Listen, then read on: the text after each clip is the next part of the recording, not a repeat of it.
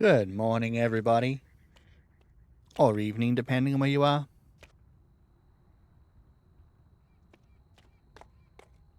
Yeah. The shards for going over cap are pretty nice.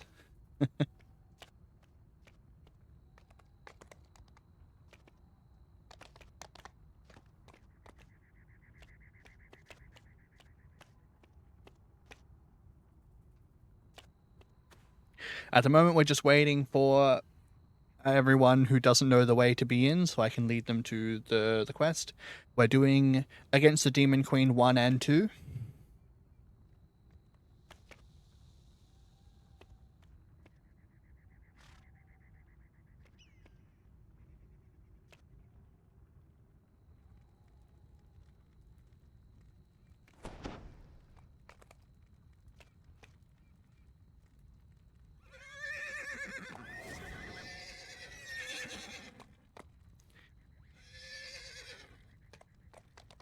Alright. Looks like we're all here and we're on our way. I do not know the riddle in here off by heart, so I'm going to use the wiki entry for the puzzle in here just to get the order that we need to go do the rooms in. Can't play DDO at the moment. Your static group mate is dealing with stuff that's like, yeah. No sharpshooters have a distinct Yep. advantage within the confines of Windlasher Canyon. That sucks. Yeah, I have a solo character just to play when everyone else is not online, so I don't outlevel them on this character.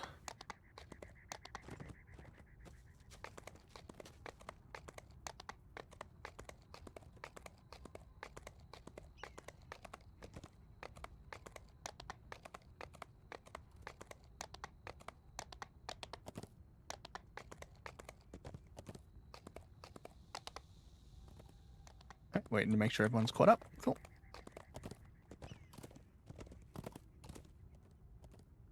I hope I can get them for a couple hours on the 22nd, but that's unlikely. Yeah. It'd be cool to be able to play the content on release.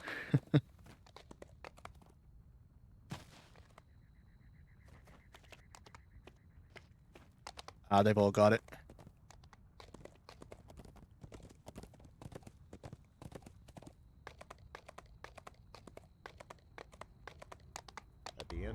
Alright, the Court of Laylat. Let's go. Demon Queen. You stand in the antechamber of Queen Laylat's court. Before you, an ancient tome radiates malice. Not for this one. You gotta go pick it up yourself.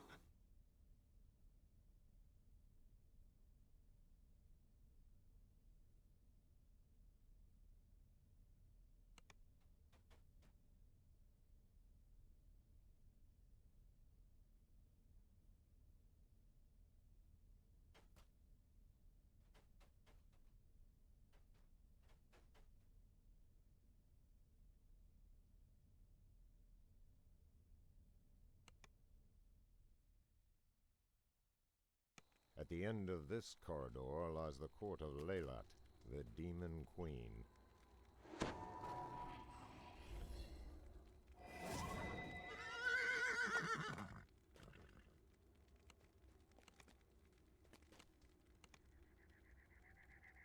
We had someone who hadn't actually picked up the quest, so I'm going to have to guide them back in.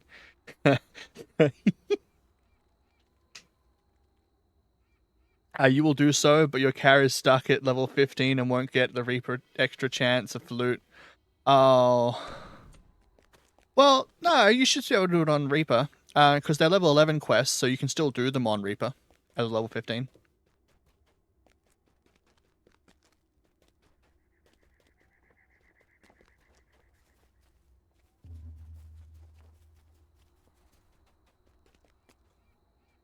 You won't get as much Reaper XP from it, but you should be able to do them on Reaper.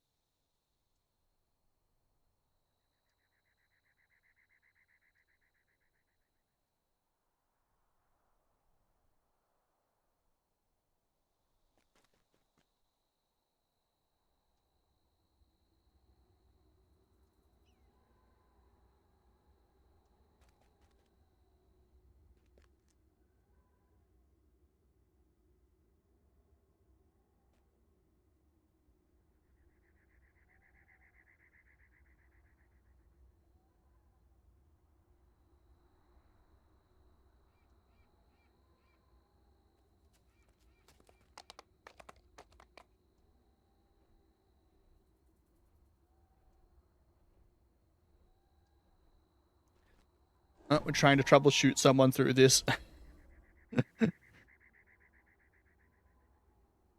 One of our members was present, but it seems that he thinks he's handed them in, but it's still letting him hand them in, so it doesn't seem to be working out quite right.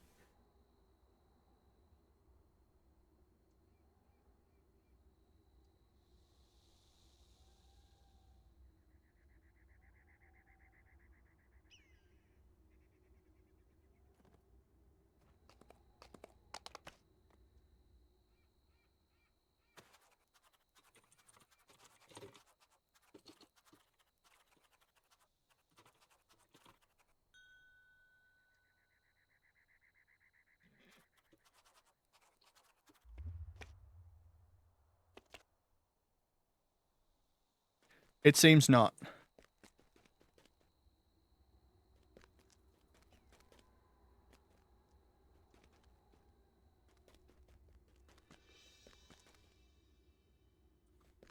This section catches them every time. They don't have very good memory, so they have to be run through it every time.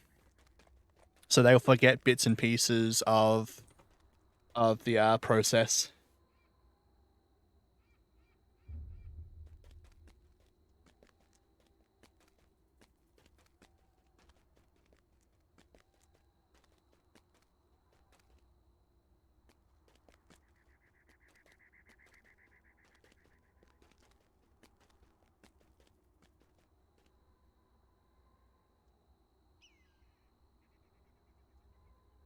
It's all good.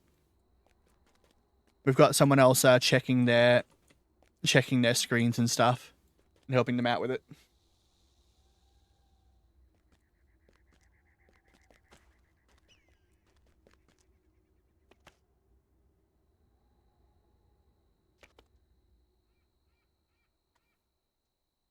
I'm looking forward to some of the new items in the content.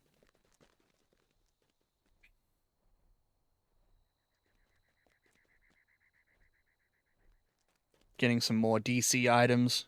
I still got to get the goggles, Devices of the Flesh Render from Tangleroot. I still haven't run that again until I got it. I was hoping I'd get my quest guides character through them and then just hope that I got it as a reward there, but it's taking longer than I'd like. So I think I might just need to suck it up and run it on a high level tune.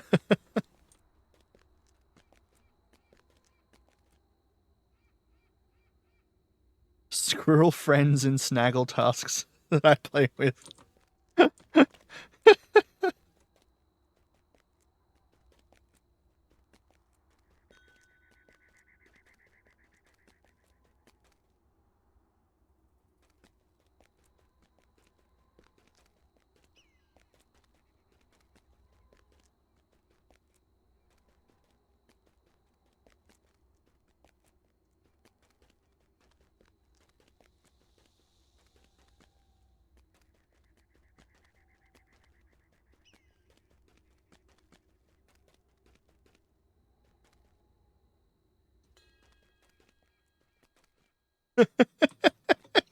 Those people squirrel.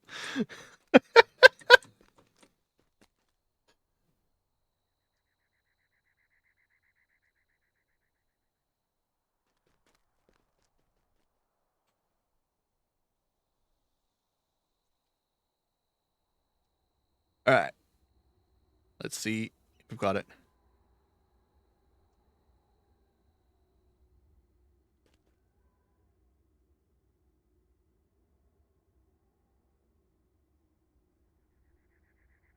It's the joke from Up with the Dog.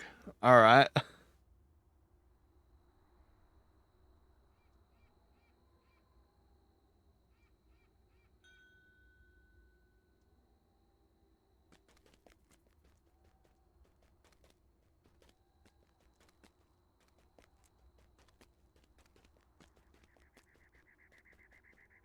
Oh, the movie Up, the one with the dog. I'm with it now. Yeah, okay.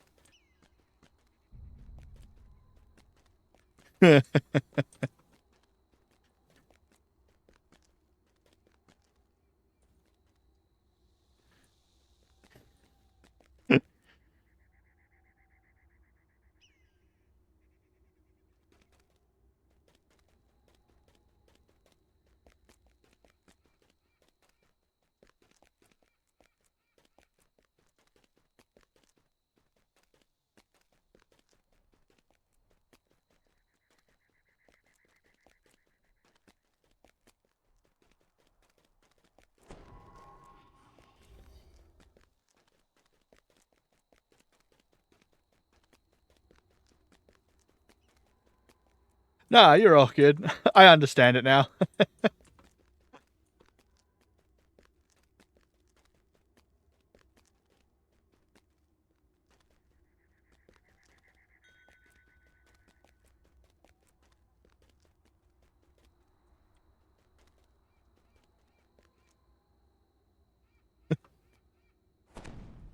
Okay.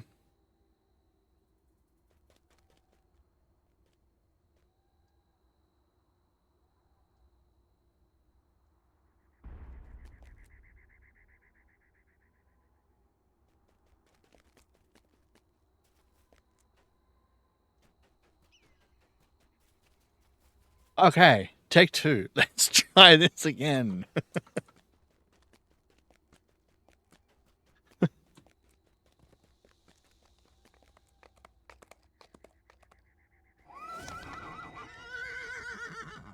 All right. Everyone else is there? Cool, and I need to worry about one person.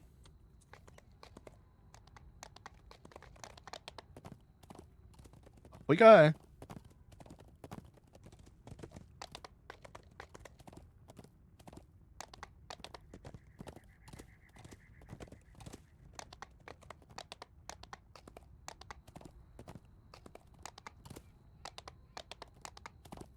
I'll tell you one thing I am not looking forward to when doing my quest guides is the Mythdrana quests.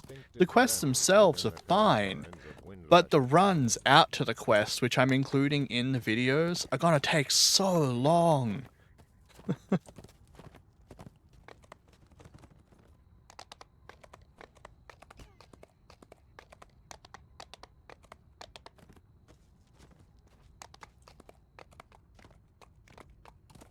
Might have to end up doing something like just recording them all in sequence and doing the run from the previous quest in a chain that I normally do.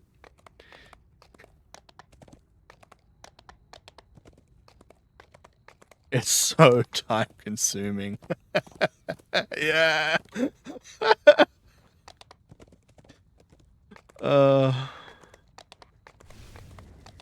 And what few shortcuts you do get, like you can teleport to a couple of quests, you still have to do the quests first. And oh, they don't cut as much time as I'd even like off, considering that you still have to do the quests first. At the end of this corridor lies the court of Leylat, the Demon Queen.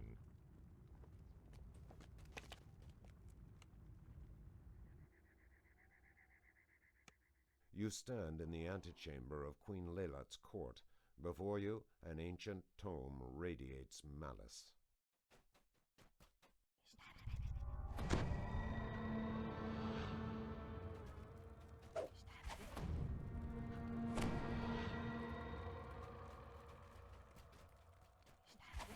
Alright, I want to check the book. Devious mockery grasping.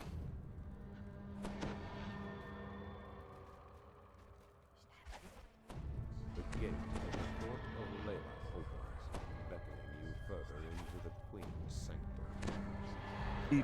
Devious mockery grasping is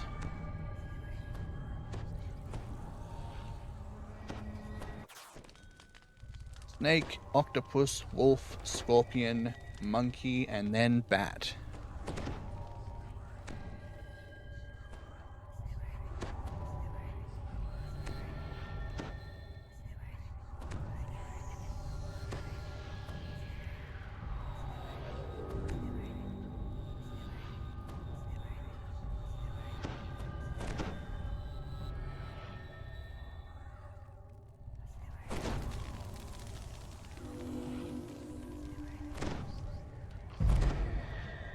Alright. Those TPs are not even good locations for instance entrances. No, they're not. They're not good for actually making it out to the quest, but they cut down like a minute of the 5-minute run, so it's like, may as well use it for that slight advantage.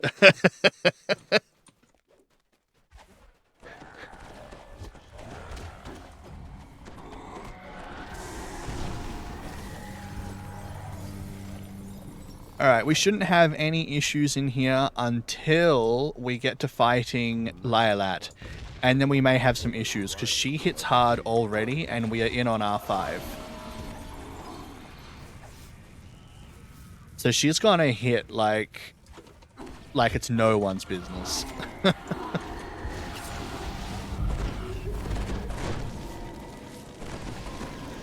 Oh, freaking orb is on top of me. I was lagging because of it.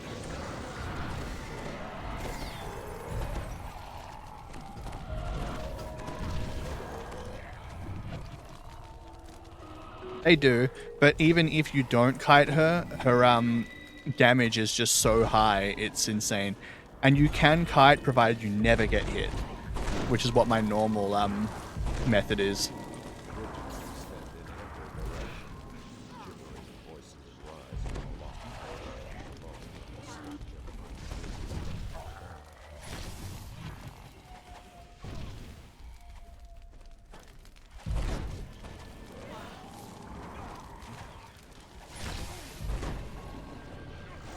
Okay, first up was Snake, which is west.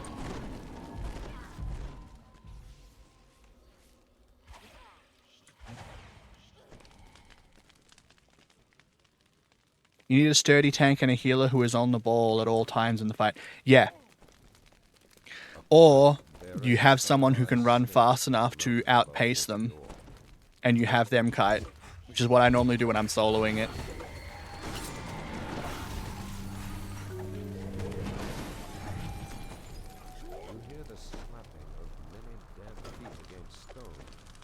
Headed this way.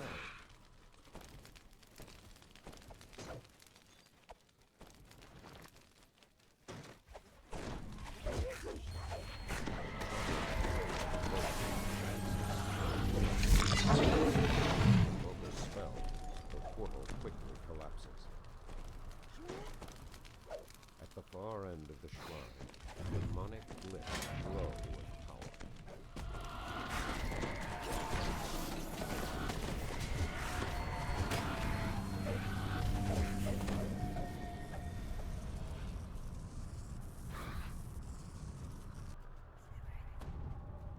You sense powerful magic as a malevolent figure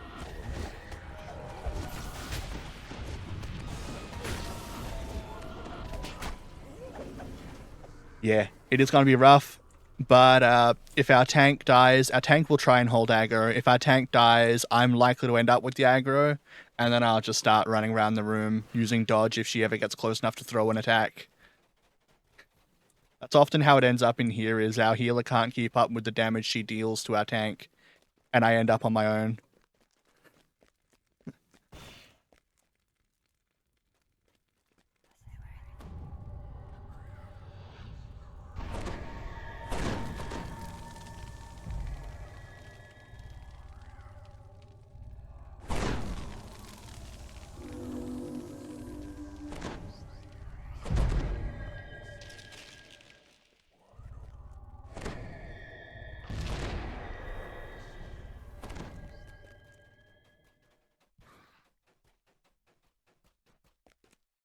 Octopus next. Swimming section.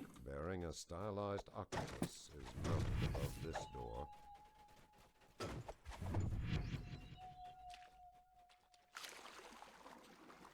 The water in these flooded tunnels is cold and oily.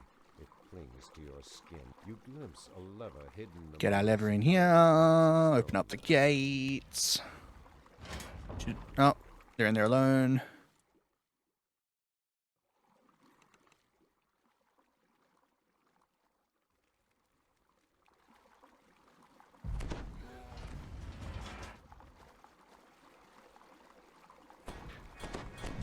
A flash of reflected light catches your eye from the murky floor. Alright, taking out the traps.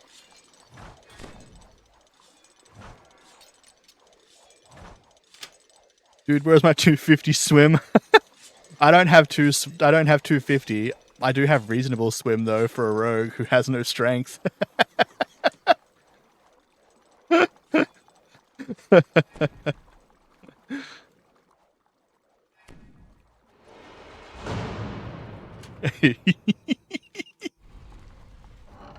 I'm certainly no swim like a fish tune though.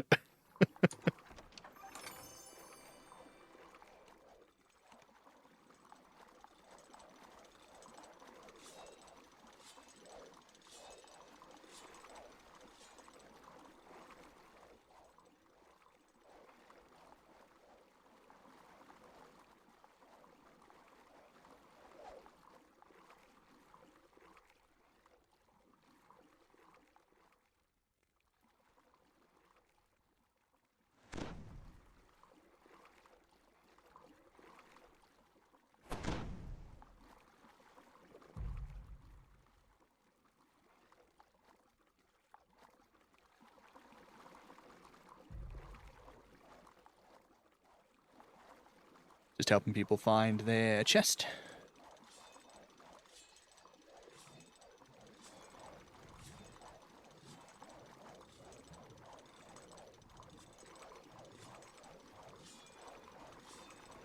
Alright, and here we go.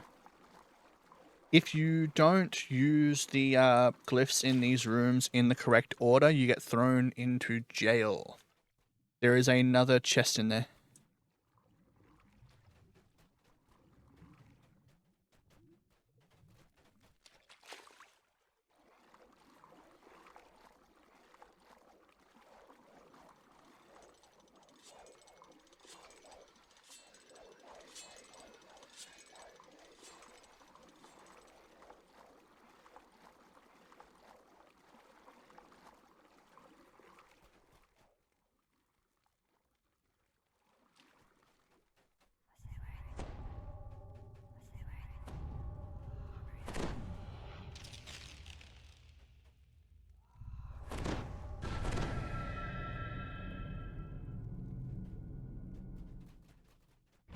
All right.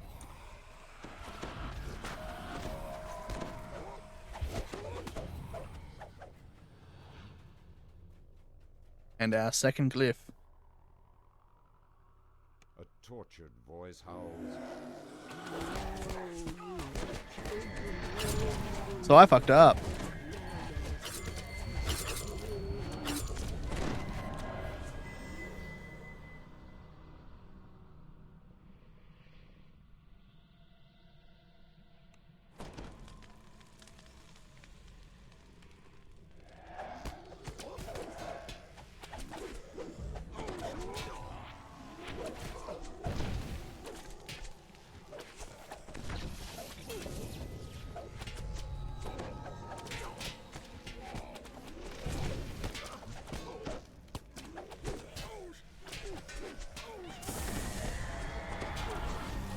So, I messed up on the thing. There were 2 devious followed by mockeries, and I missed the fact that there were 2 devious followed by mockery ones, and I had the wrong puzzle solution.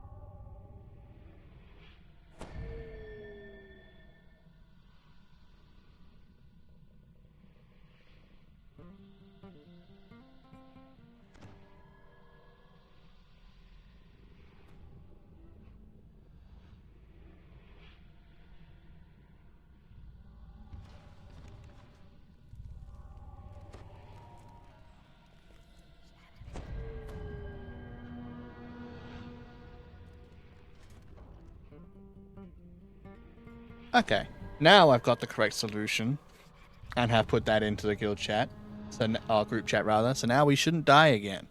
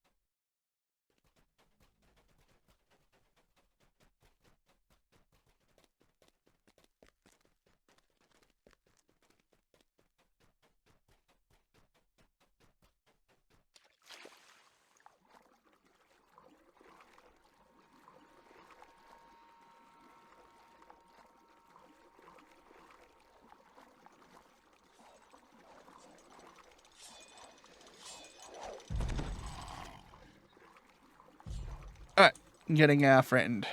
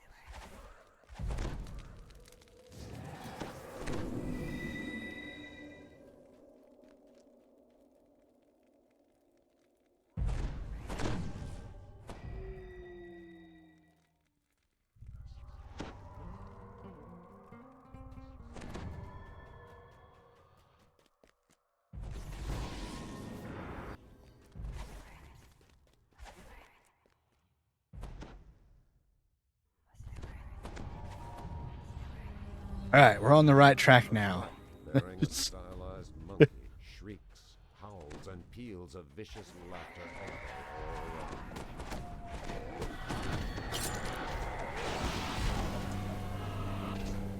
And if we're not, I need to give up on everything. I just need to hand in the leader plaque. Stop doing quest guides because I don't know what I'm talking about.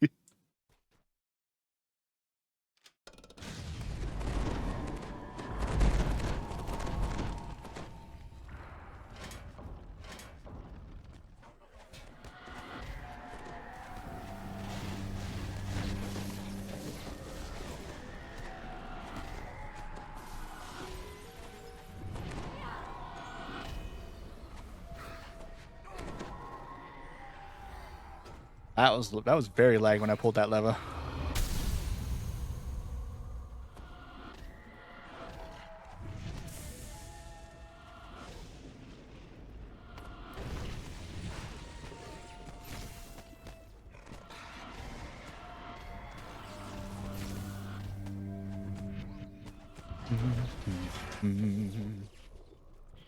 The flavor of her tea.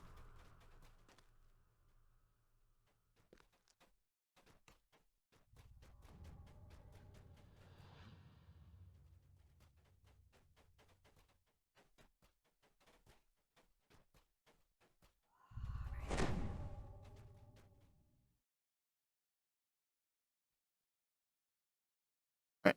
Just making sure nobody gets left behind.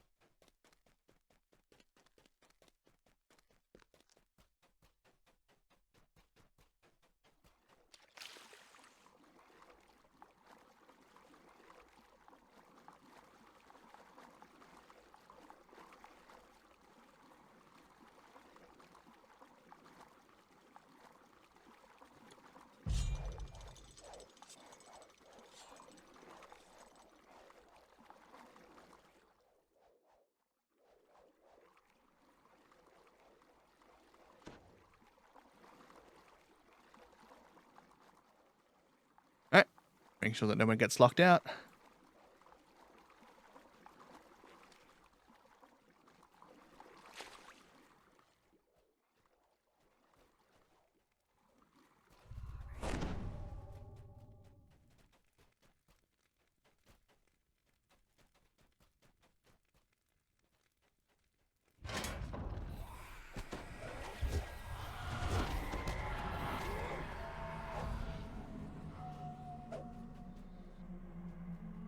The familiar shape is the Prince of Swords.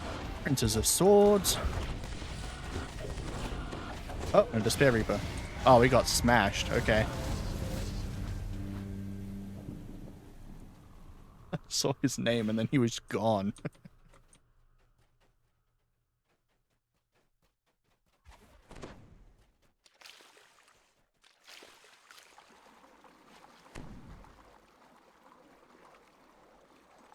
Here we go.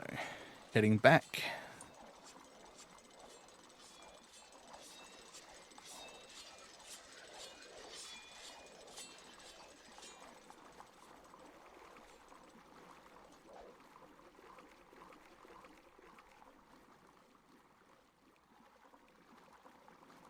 Oh, we're all good. All right. Excellent. No one's lost in the water.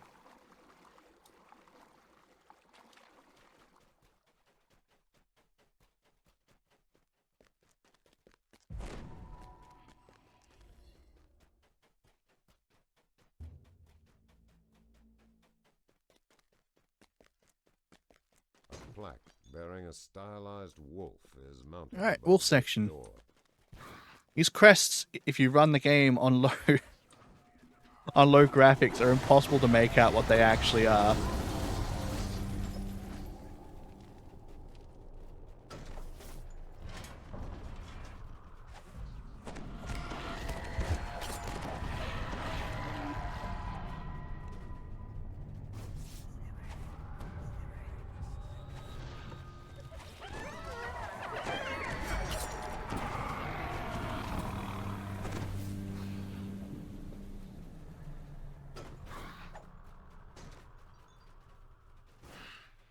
Okay.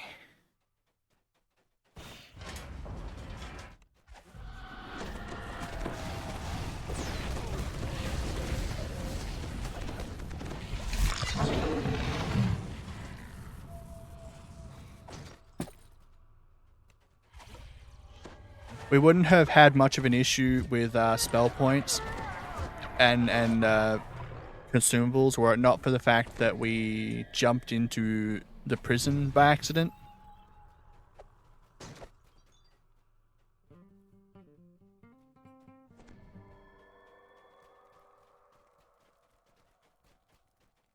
But there is only one shrine in here, so we can't just go and rest up willy-nilly.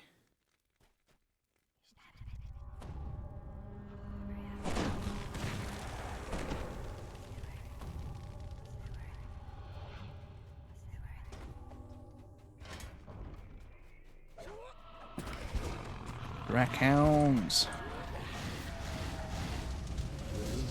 Prince of Swords.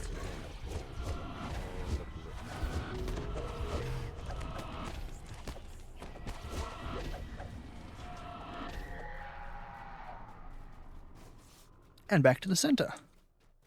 We've got Scorpion next.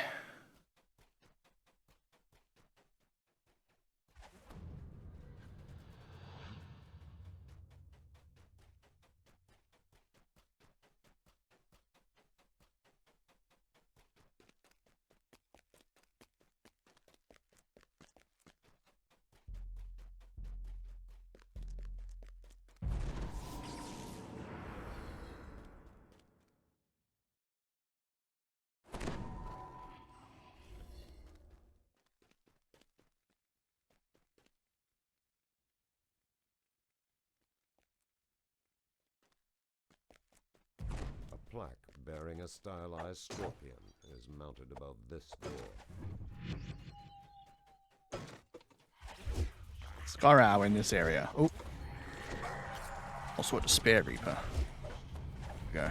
we go. Crumbles away, revealing a seething nest of venomous scorpions.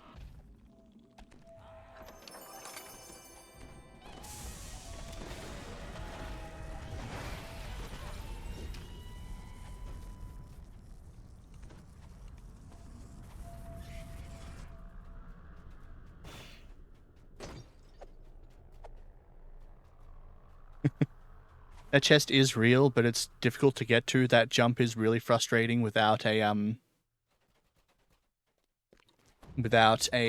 abundant step ability.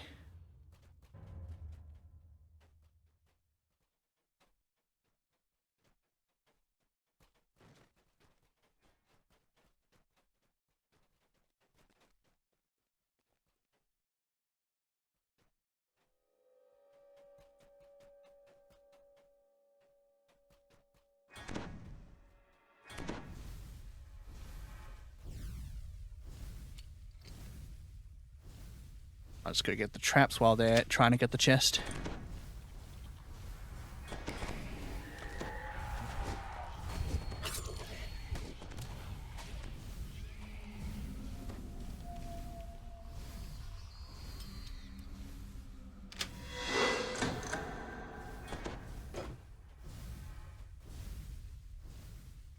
Gaps.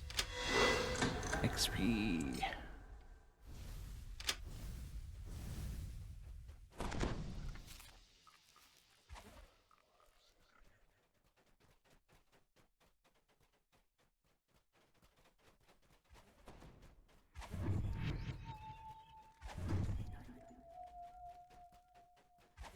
Alright. Lap these guys up. Summon our Prince of Blades.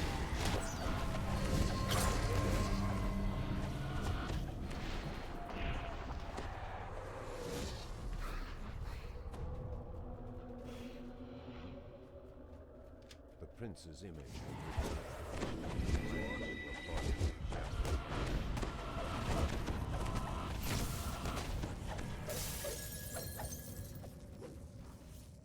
Alright, back to the center, and I've got the last one to do, which is Bat.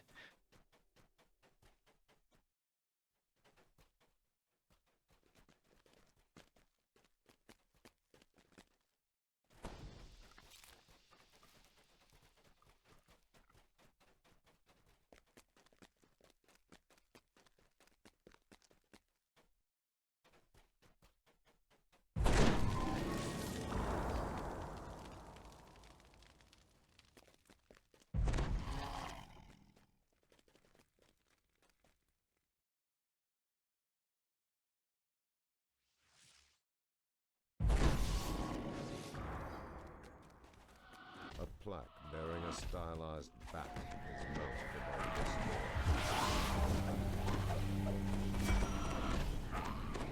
The corners of these rooms have sonic traps on them. Hug the inner corners and you can avoid them to the best of your abilities.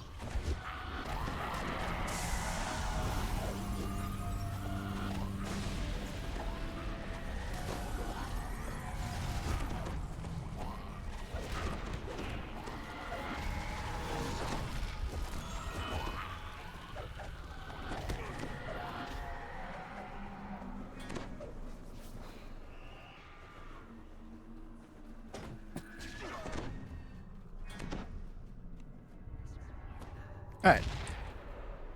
We only had one trigger on us, so that was good.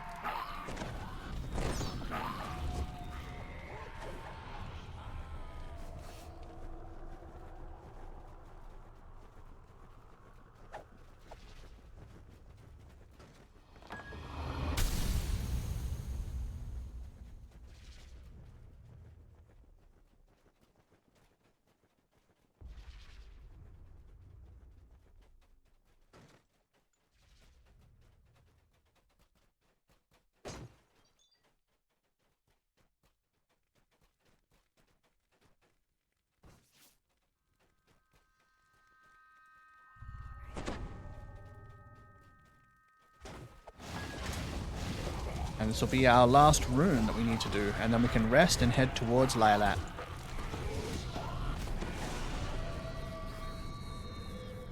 The Prince of Swords snarls at the glyphs on the sun.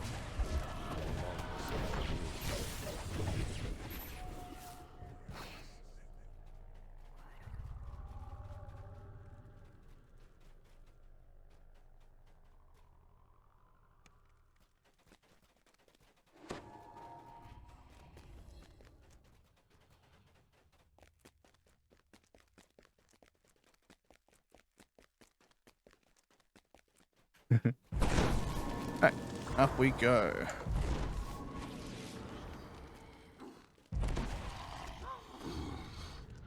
Six plaques are arrayed above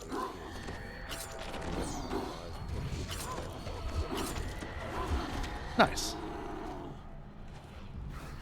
Resting up. Oh, I don't have Empower and Maximize on. Why do I always forget to turn it on? Why do I leave them off? Ugh. Always forgetting.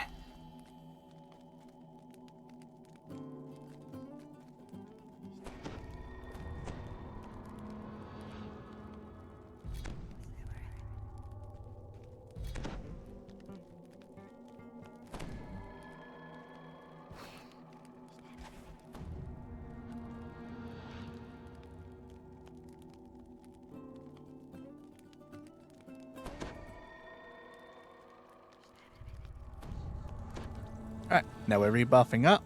We're gonna go get ready to go deal with Lylat. We're going to try and have our tank take her on while Finn focuses on healing.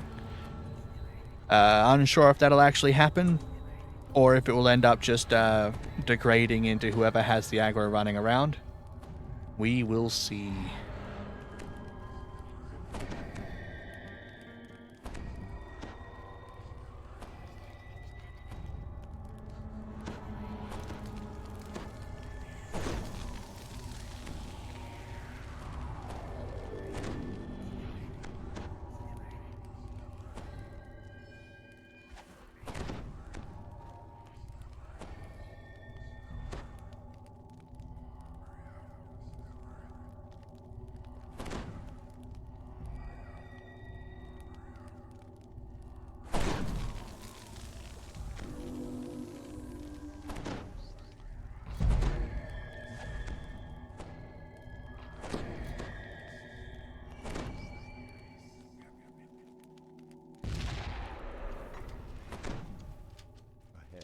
Alright, and up we head.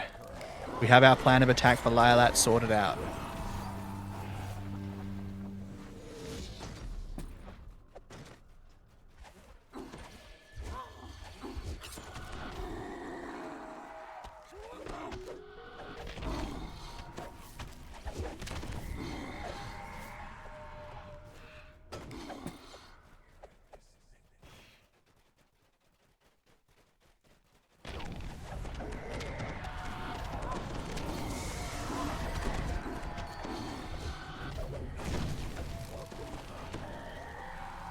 Need that lost soul. I want to flick that one out of reality, though. Red Crown Beast Mark. No, thank you.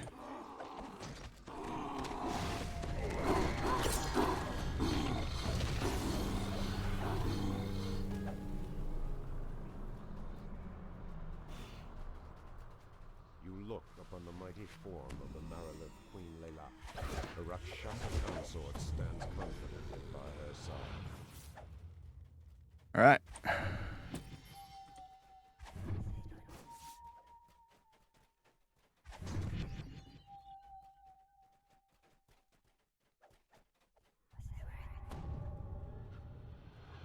We're dealing with the ads first.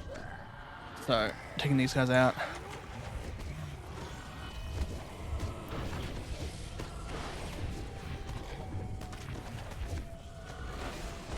Oops. Yeah. Alright, let's see how this goes. Oh yeah, see, he's taken much damage very quickly. But it's okay. We also deal a lot of damage. We're fine. Reeling from the force of your assault, Queen Layla vanishes in a spray of colors.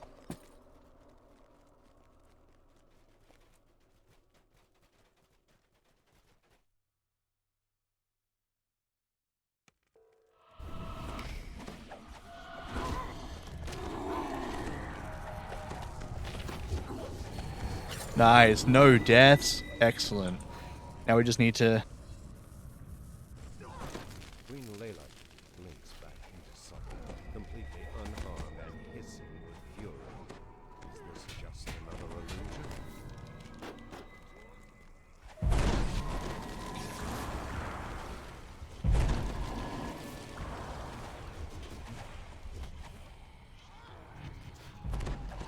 As Queen Layla vanishes, a sense of oppression lifts from your soul. You have driven the true queen into the circle of eternity.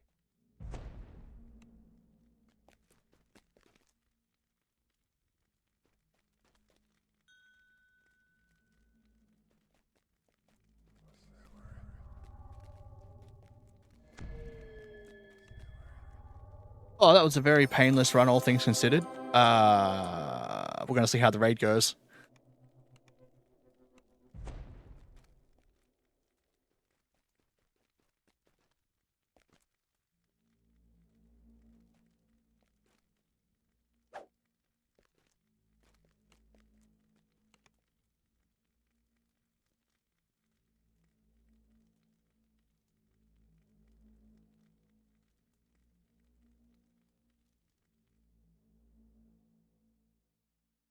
At the end of this corridor lies the court of Laylat, the demon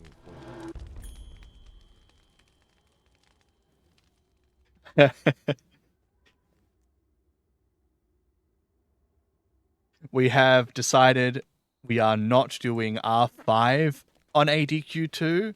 We're just going to try R4 because we don't want to deal with Orange Name Reapers.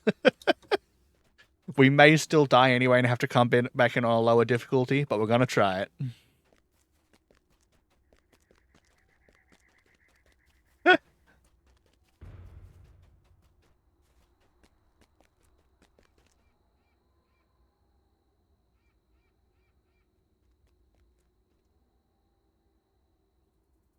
Anything good?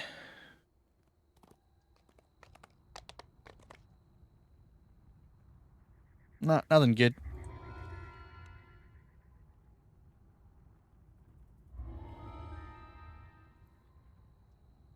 Oh, all right. Taking a stretch and a drink before we get started, though.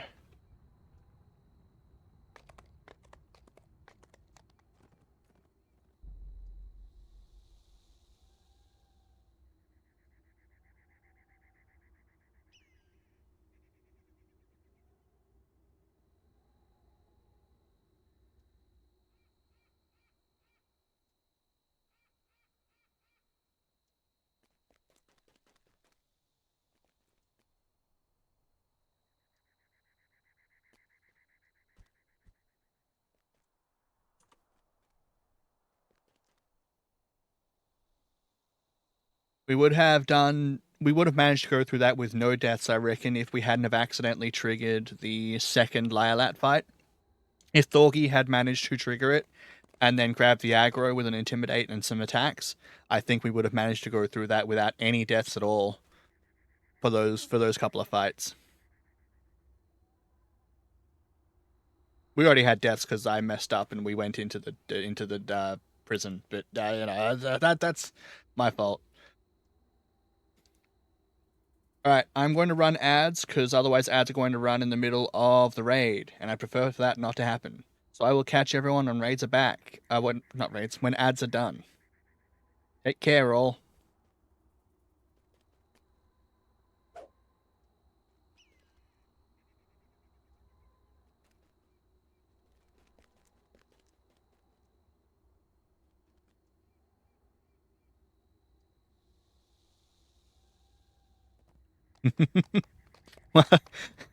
I don't think you have to worry about it, Dizzy. I think you can skip the ads with your VIP.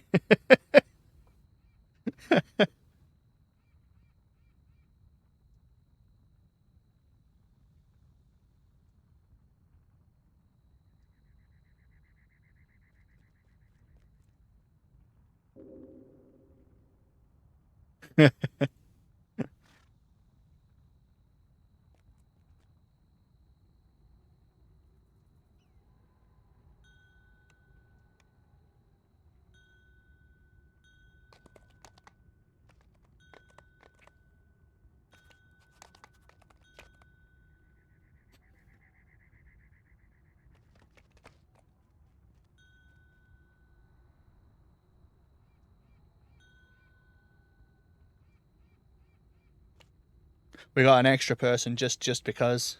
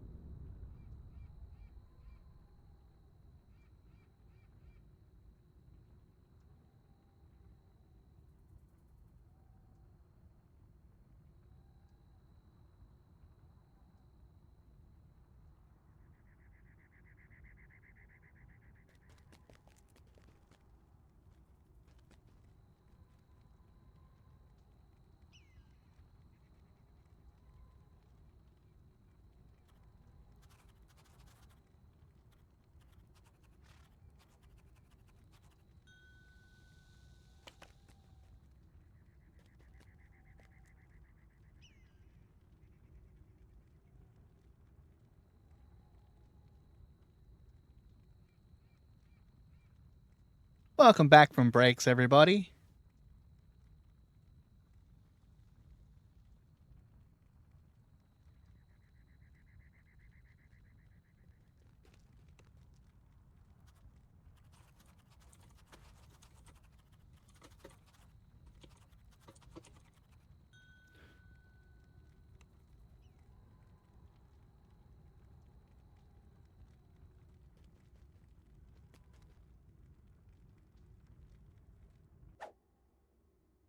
All right, in we go. R4. Let's do it. This must must be the hellish lair where the wizard king summoned Layla to Eberron. The air is sulphurous and corrupt.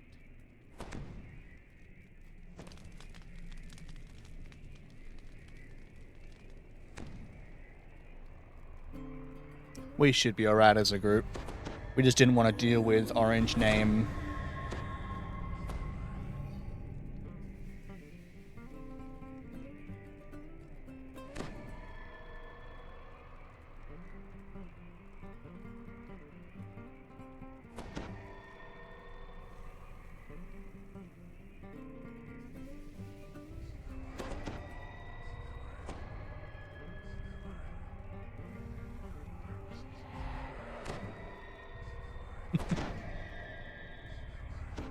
Alright, I'm also going to pass out fire resistances to people, just because.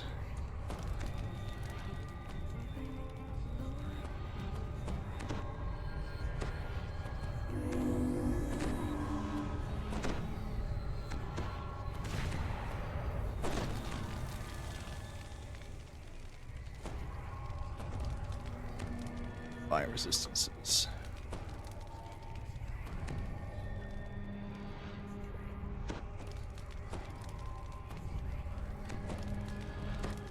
There we go.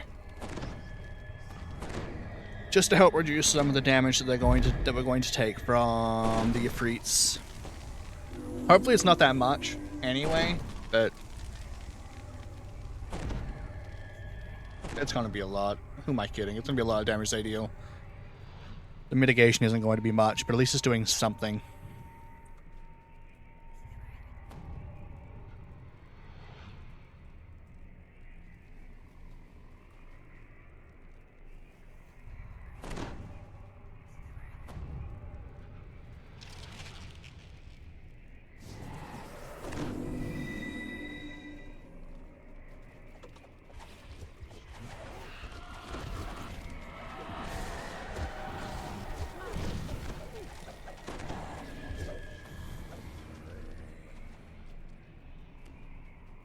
Alright, let's go. More.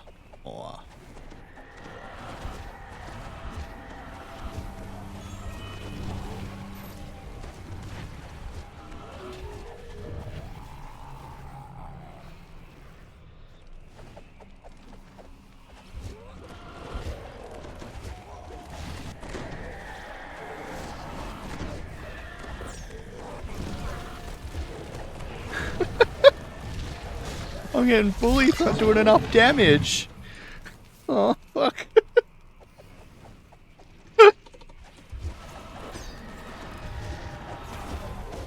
I tend to take 7 points in the defense epic destiny for mass good Ellie resistance. Yeah. I do on any character in which I don't have like an amazing tree to go with.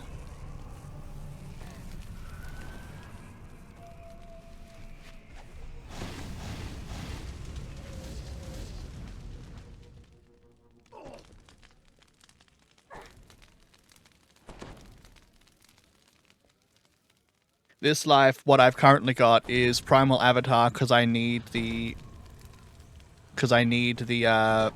efficiencies to help in the late game, long-term damage dealing. Shadow Dancer obviously because I want the damage output. Shirati because I need the mantle from Shirati. So I don't have the option to take an extra tree, otherwise I definitely would.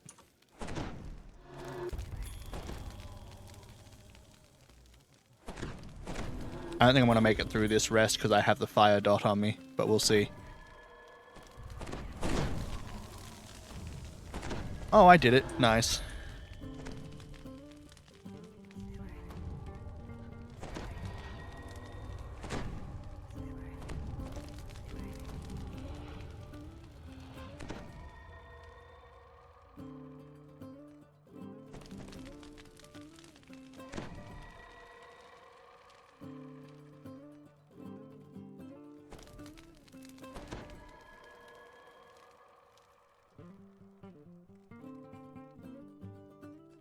I can start giving people their buffs.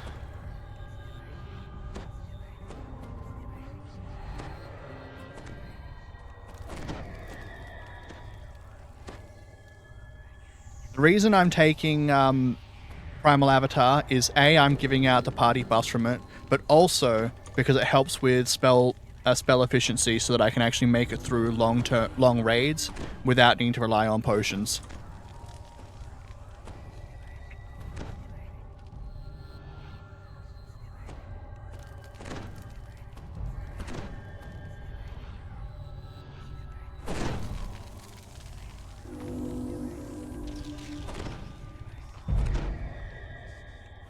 Okay, everyone's got their buffs. It also does scale up my force damage from the this. This portal churns with instability. You doubt Zawabi's Yes. magic can hold it open. Yeah, for the long. efficient meta magic parts up here, the improved meta magics.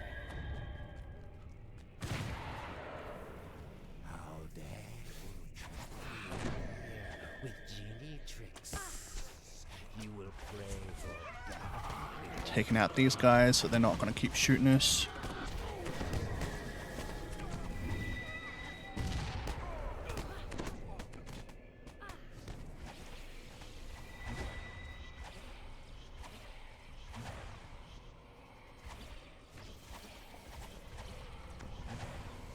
Oh, she has immune to the magic missiles. Let's fix that. There, now I'm dealing damage. See how my enemies Here. Vent up.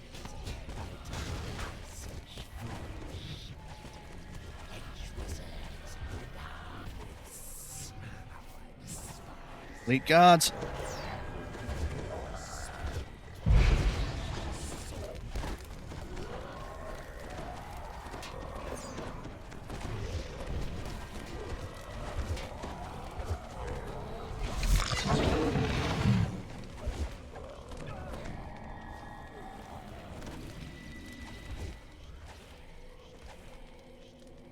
Oh, where'd she go?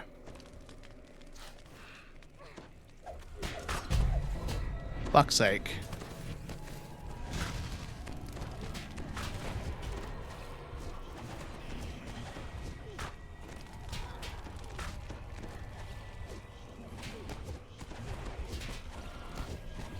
I would skip Shirati and take...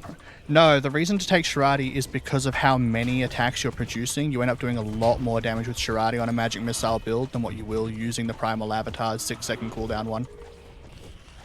Because there is no internal cooldown on the Shirati proccing.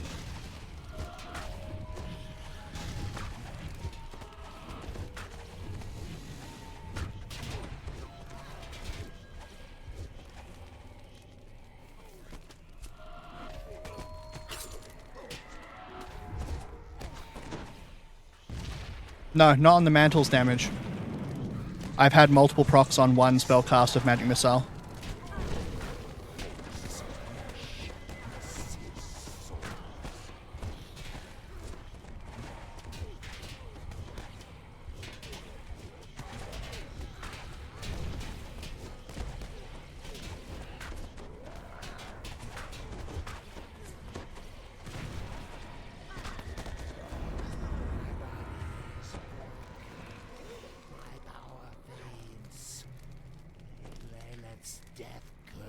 We can get Primal... I can get the Primal Avatar Mantle, but the cooldown on the Primal Avatar's Mantle and the cooldown on the Shirati, due to the way it all works, you end up doing more damage with Shirati. It's basically using the same concept as the old Golden Magic Missile build.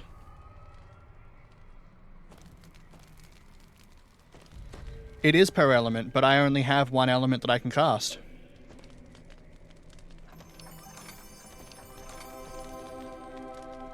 And one of the elements it does is poison, which so many things are immune or resistant to.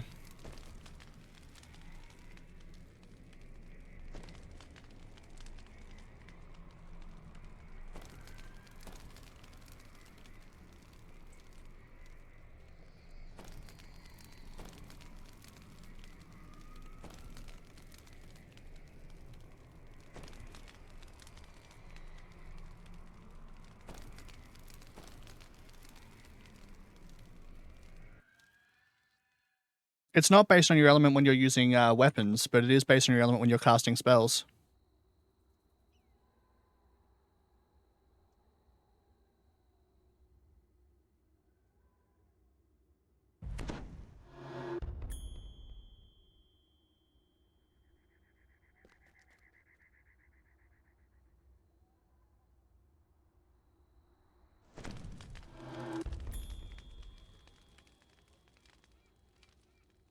Yeah, they're tracked separately, but I only hit with force spells, so it only produced the force proc.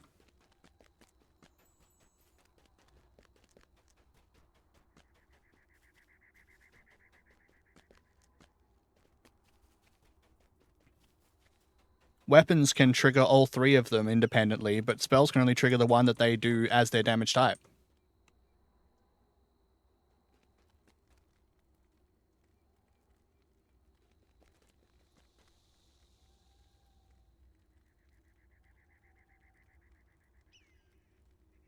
On the other hand, every magic missile I cast has a 35% chance to produce an effect, approximately, from Shirati, resulting in 1 in 3, which I can pump out in about 1.5 seconds, of producing one of the procs. As well as, in addition to those random procs, a 35% chance to also produce a force proc, which scales my force scaling.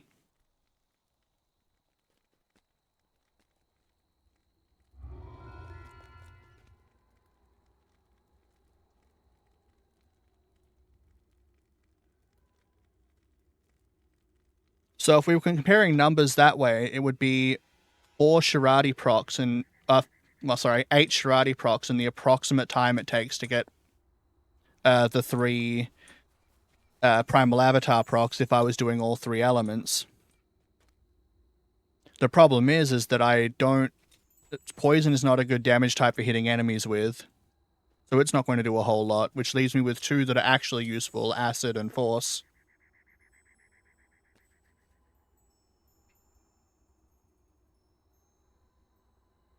Even on the enemies that I do poison damage to, I won't have the spell powers for it. Yeah, 7% per, and each magic missile has its own chance to proc, which means you have an almost 35% chance on every cast of magic missile.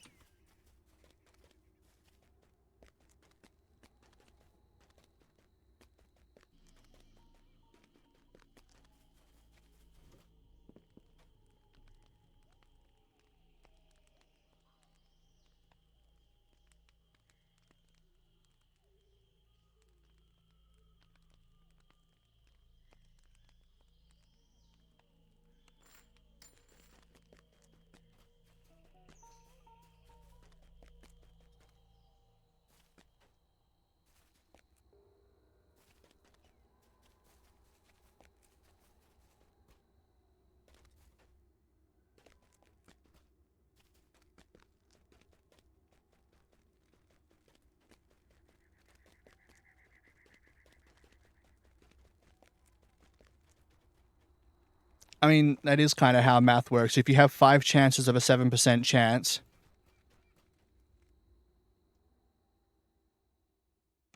No, you're right. It's a multiplicative, which means that it's 7% of the 93 that's left over after the first proc.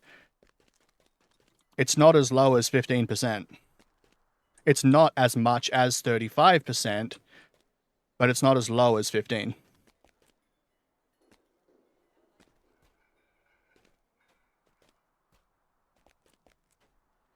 Yes, that's how percentage chances like that work. It takes the first 7% chance. If you're only looking for one proc, it's not, man. It's really not.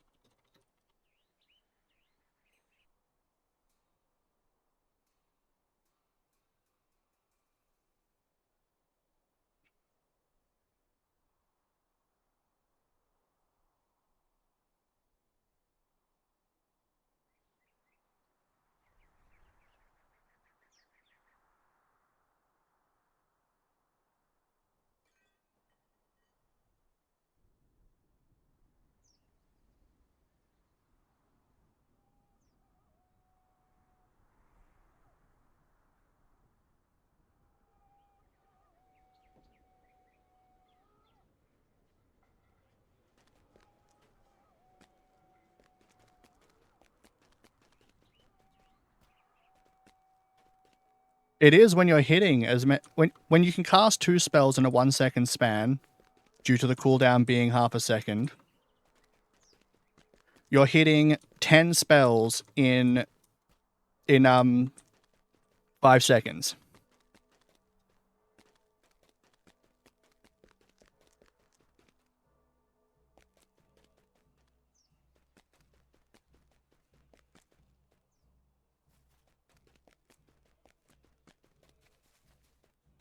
This is assuming ideal conditions and not assuming the fact that there is, of course, going to be delay based on my reaction time, delay based on lag.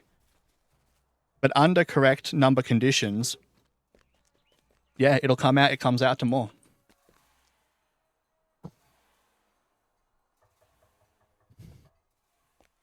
Bearing in mind as well that the Shirati mantle itself has a 7% chance to produce its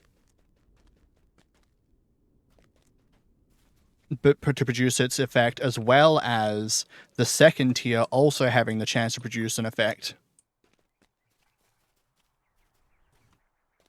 Meaning that there are 2 separate 7% chances on every attack to produce an effect. Only one of them is my ideal one, but means that every cast has 10 chances at producing one of the effects, with the possibility of producing more than one.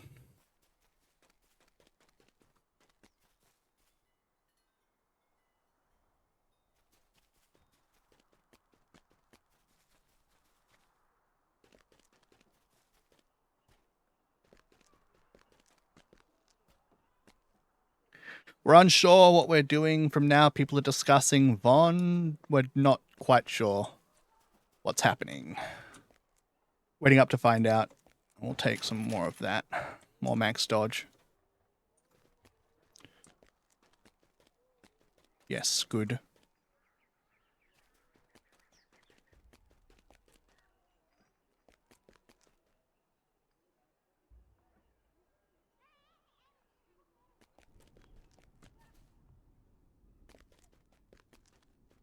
The other factor I also need to consider with a build like this is that I really do want to hit as much threat reduction as I can, due to how much damage it will end up doing. And there isn't a threat reduction in the what's it called?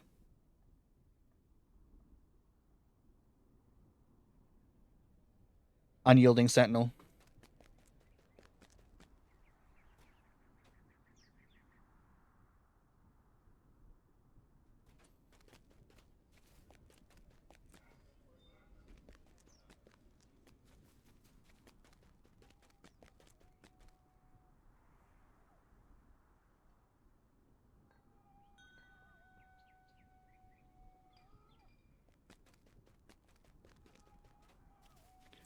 I would choose not to go Primal if I could get something else that did as much for me as Primal does, even without its mantle.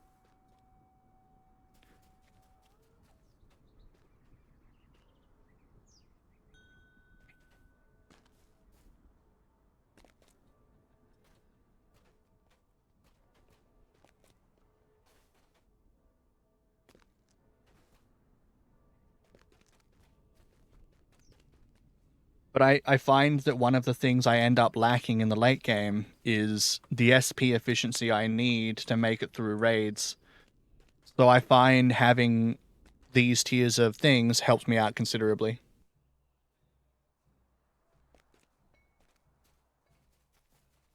It has a flat one, but not the meta magic efficiencies themselves. You can get a 10% spell cost reduction in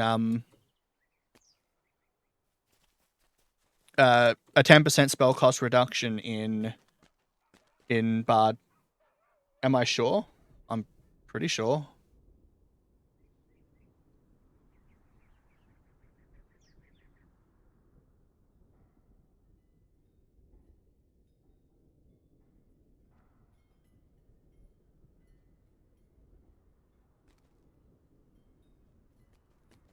Let me check the wiki a sec.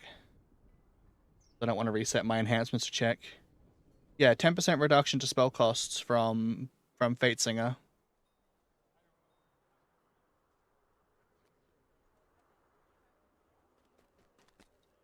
Which will be some of my base costs. It'll be about 0.4 from Magic Missile's base cost. It'll be 1.5 from Empower, 1.5 from Intensify, and 2.5 from Maximize. My Quicken already costs, I think, 0. And my issue also costs 0.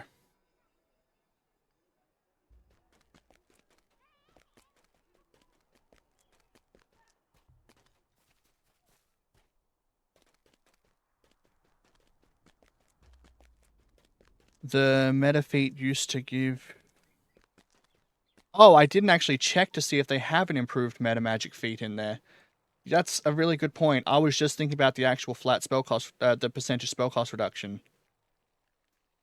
They do give you a meta magic feat at no additional cost, but I already have Enlarge for free from Fey Dark, so that one doesn't help me. Extend doesn't really help me, and Eschew, I already have that for free because I got 2-point reduction on it already. And they don't appear to have another one unless I'm missing it at the moment.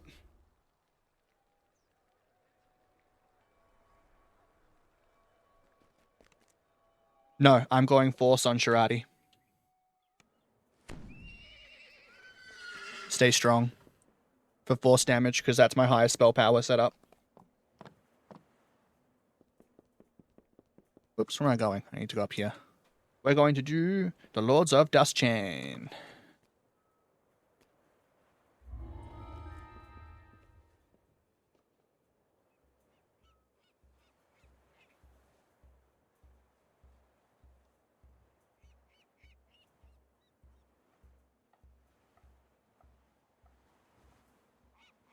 The Sonic on Shirati would be good if I had the spell powers to back it up and Fate Singer to make it scale up better. Which is what I normally do when I'm playing an Inquisitive style of setup.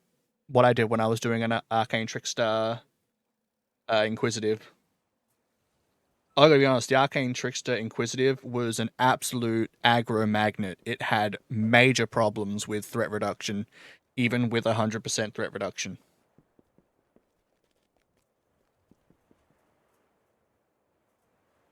Yeah, 30% increased damage would be good if my spell powers for Force weren't going to be just like twice as good, if not more, than what my Sonics would be.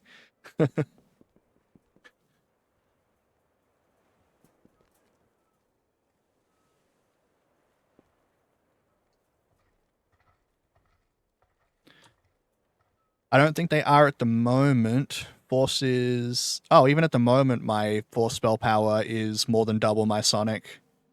Same with my crit chance and crit multiplier.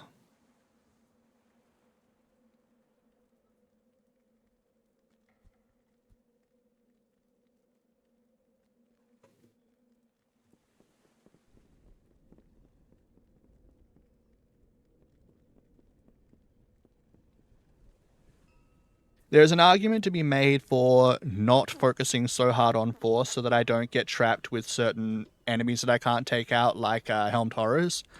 But my counter argument to that is I can't turn off magical ambush anyway, and the amount of damage I deal from magical ambush will really outweigh the amount of damage I would do from the Sharati proc anyway. So I still can't kill them.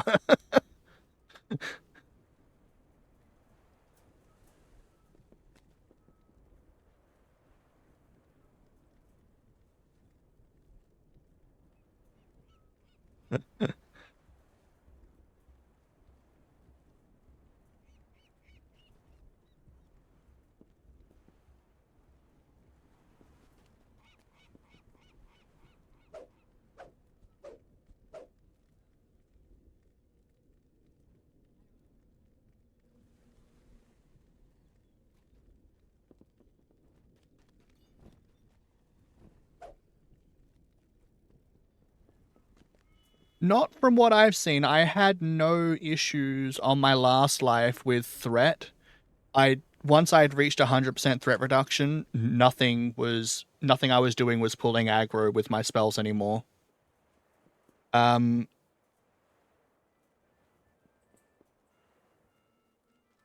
So I don't think so. Maybe it was. But even when I was just playing with this same group here, last life I was still outputting more damage than everybody else, and I wasn't able to pull any aggro from people.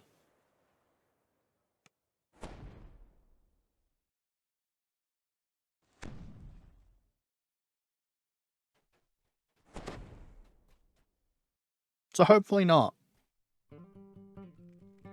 But yeah, when I was doing the Inquisitive setup, I still think, or I think that Imbue dice damage still is bugged when it comes to threat reduction, because I could not pull aggro on my Inquisitive setup with sneak attacks and Imbue dice as an Arcane Trickster. Remember that I started playing, the spell diversion didn't work, so I thought it still worked like that. No, I think I remember reading a patch note where they fixed that one. It was a couple of patches after they first introduced Arcane Trickster. I was still playing my Inquisitive at the time, so it actually wasn't that relevant to me, so I wasn't paying much attention to it.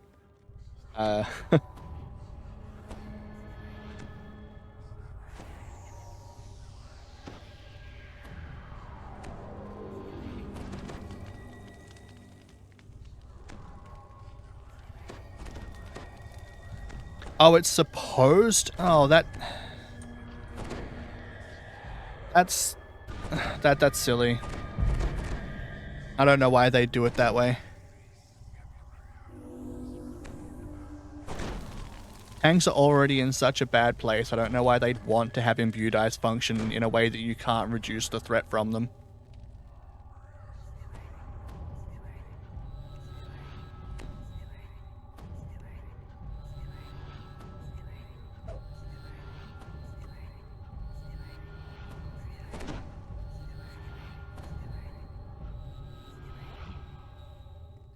It was supposed to help. Well, wouldn't it just have it affected by whatever the appropriate threat is for it work better? Because then they could scale it with their 900% threat increase from Macrotechnic and Unyielding.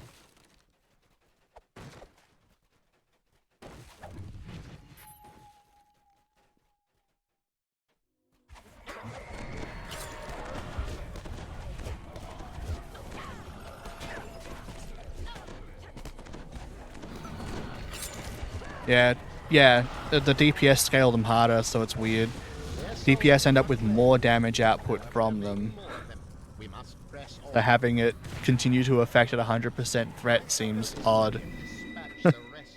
They should just have the imbues function on threat increases and threat reductions from whatever type is appropriate for the attack you're using.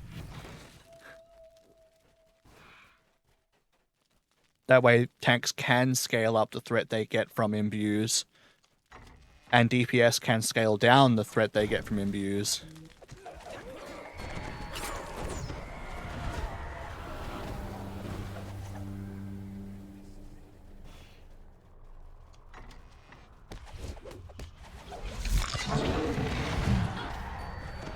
I do, of course, say this like it's just a very easy thing to accomplish. But I know that coding is not quite that simple, especially in a game that's got this much stuff laid on top of each other.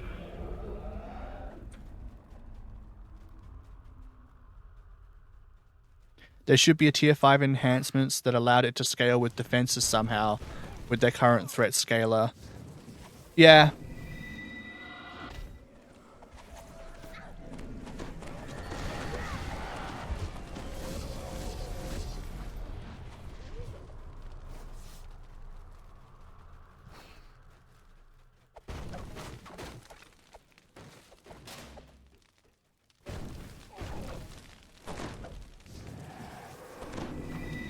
Yeah.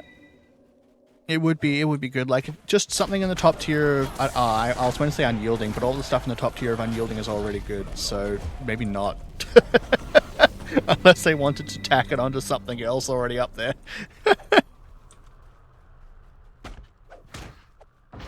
There are light scuff marks around the bookshelf on the right, as if it had been moved frequently. Or maybe that's what they make the next core when they increase the level range to 38.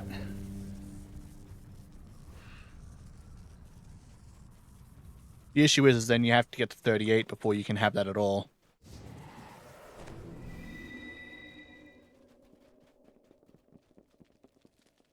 Then again, let tanks level a bit easy. Yeah. Yeah. Lies on the ground in the hallway ahead.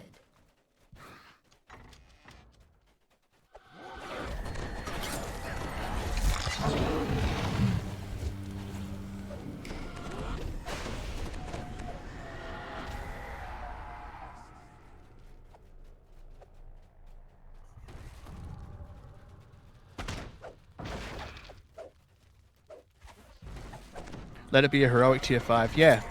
Yeah. Put it in the tank specific trees. Yep. Put it in Stalwart Defender. Put it in Sacred Defender. Put it in Shin Tao for the really weird monk tanks. Actually, Shin Tao is more like it's a self-sufficient DPS nowadays, so... As the path leads down, it begins to look more like a dark and sinister temple, and less like an empty warehouse. Ow. That thing hit me hard. And most monks that are tanks anyway tend to mix in stuff.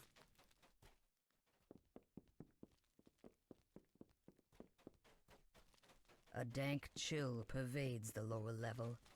The clink and creak of hardened steel.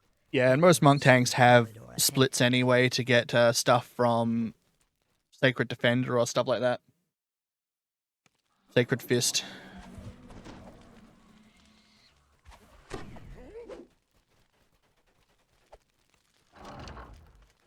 A woman's voice drifts up from somewhere below.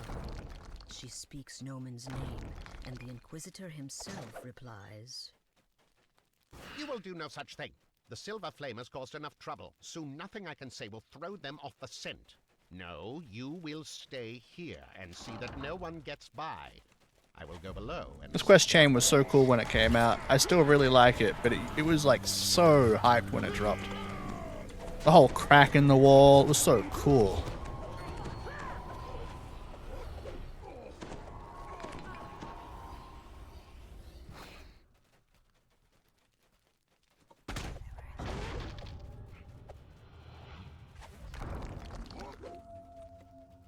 Loved it.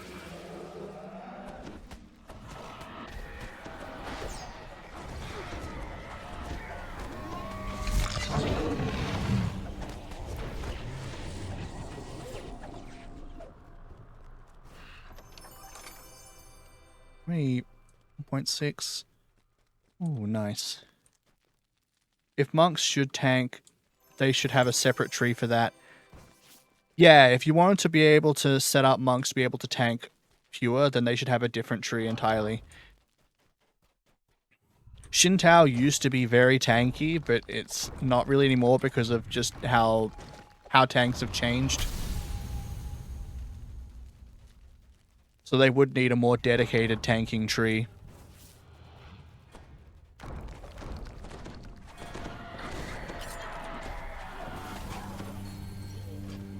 Yeah.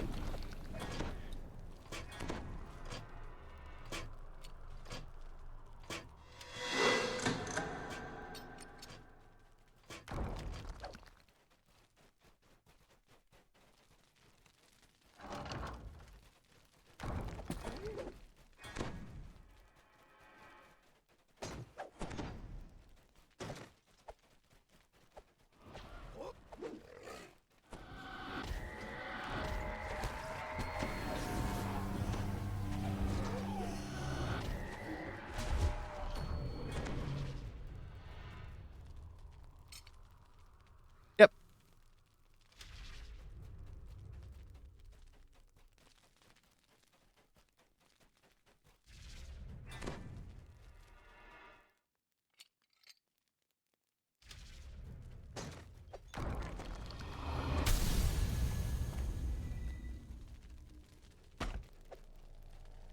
Inquisitor Noman stands next to a strangely confident-looking drow. Monk would be interesting if they had a tank tree. How would that An look? unholy ritual. What? Surprised? They wouldn't give you your own. They wouldn't give you your own defense stance. Instead, what they'd do is they'd have your mountain stance act like your sacred defense or stalwart defense stance, and then key everything off of that. And the silver flame is powerless to stop it. So pray, shall we continue? Now, give yourselves, my children. Give to the glory of our cause. Stand aside! Let my minions kill this filth!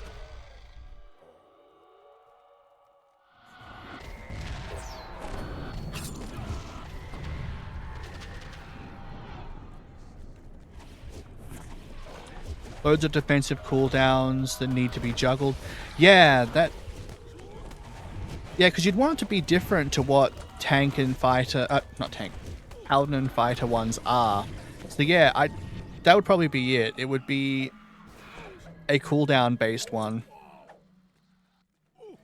Because that's what they are like DPSs as well. They've got lots of different clickies that they deal with.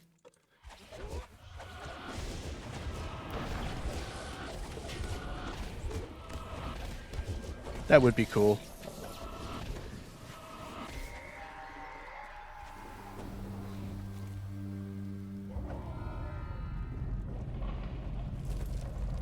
I wonder if they do intend to do that, go through and add new trees to classes.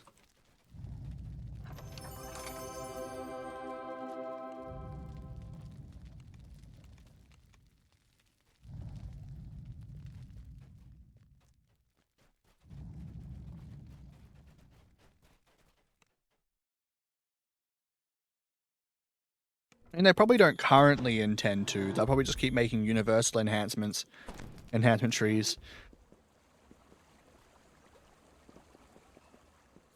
To be honest, I think they will just make archetypes nowadays. Yeah, they would.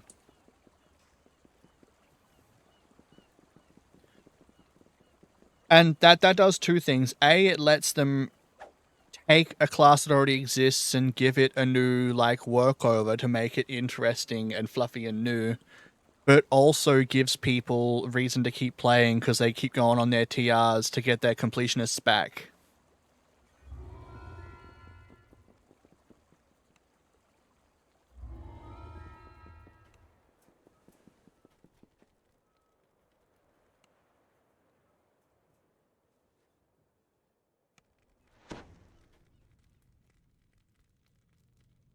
Is there a monk archetype? What is it? There is, isn't there? Dragon Disciple. Right, yes. Yeah, I had a full brain off moment there where I just could not remember. I was pretty sure there was one, but my brain just would not click on what it was. Oops. Accidentally punched my mic stand.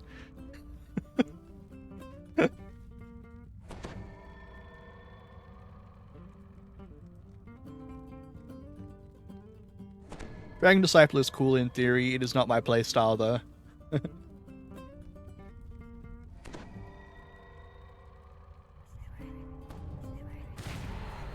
I think it will be a while till we get a second class archetype to one. Yeah.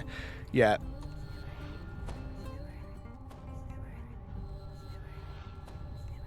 I reckon they're going to try and give everything an archetype before they start like thinking about actively giving second archetypes or classes. They might give a couple second archetypes early if they just have a really good idea for something.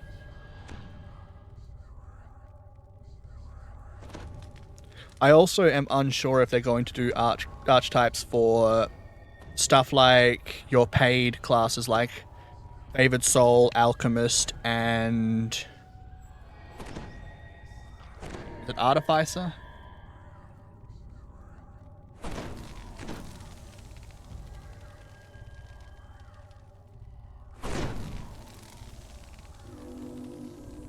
Yeah, Artificer.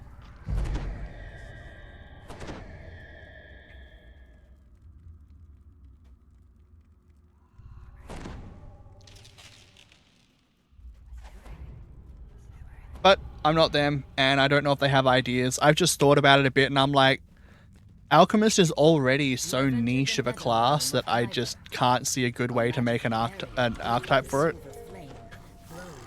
Favored Soul already feels like it could have just been an archetype for Cleric.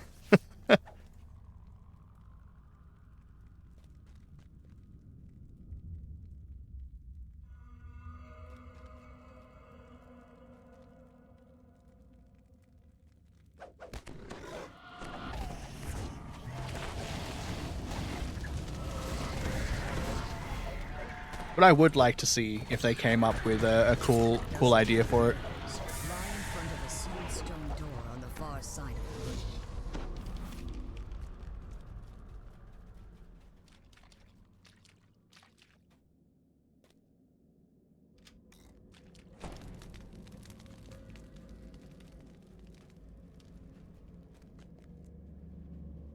Hot, stale air blows into the chamber as the stone door slides. Alchemists could get a buffer archetype. Yep, this is true. They could.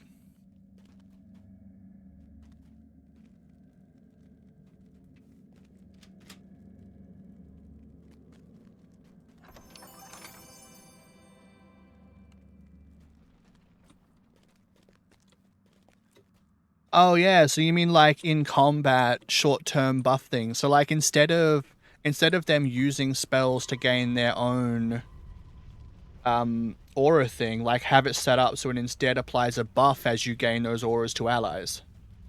Not auras, you get what I'm talking about. The their combination color thing that I've forgotten the words for.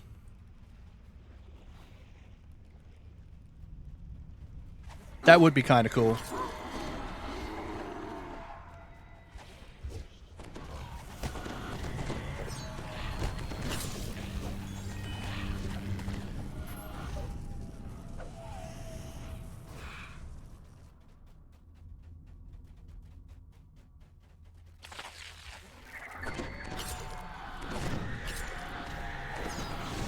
Oh, vengeance. Nice.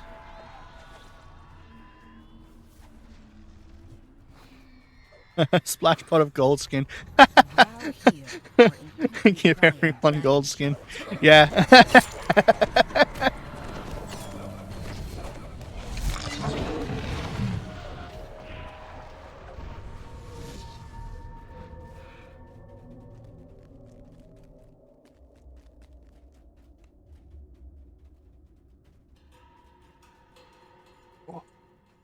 Itchy side.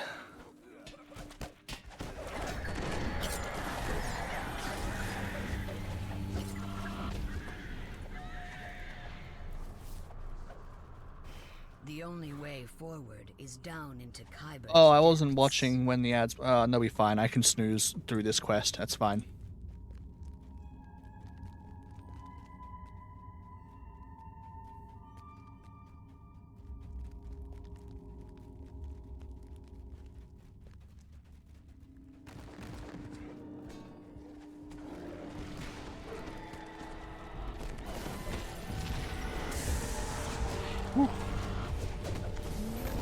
Make it gold-based archetype.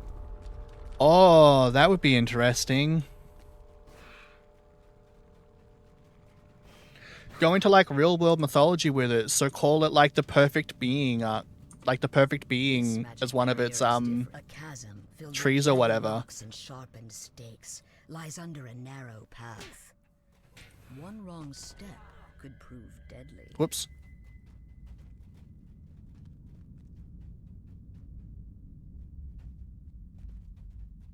Homunculus would be interesting.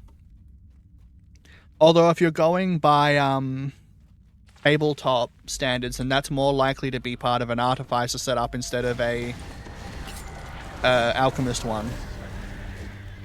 I guess alchemist is technically a subclass of artificer in tabletop, actually. Make it the pet calls we all want.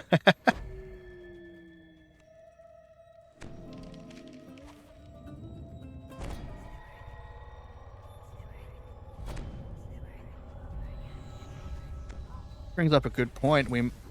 I've been thinking about what the wizard archetype could be, and I've thought of a couple of possibilities. If they go down the psionics route, they could have Scion as a wizard archetype,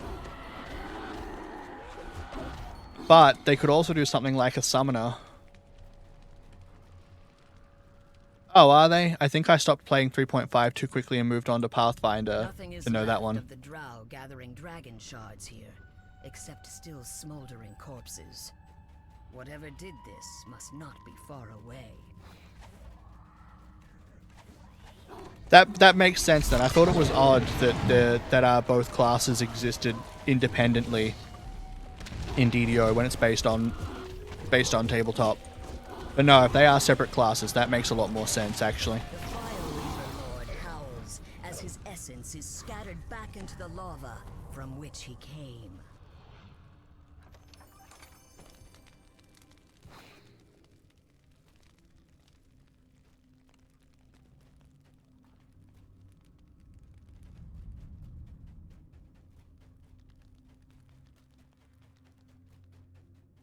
Yeah, Pathfinder Alchemist was also an independent class. I liked Alchemist in Pathfinder, and I liked the archetypes that spawned from it on other classes. Like I loved Mutagen Rager Barbarians.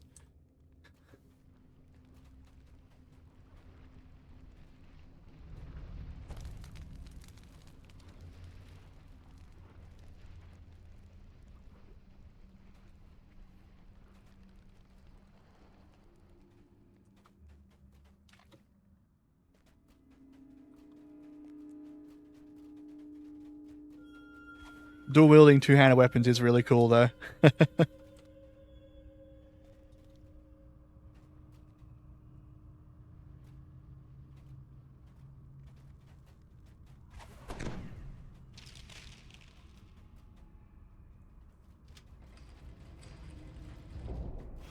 Flickering torchlight illuminates a curiously well-worn path.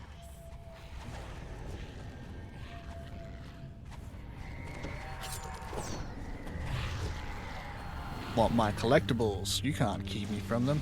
No one can. They're mine. Furnished nook is empty. Whoever lives here must be somewhere deeper in Khyber.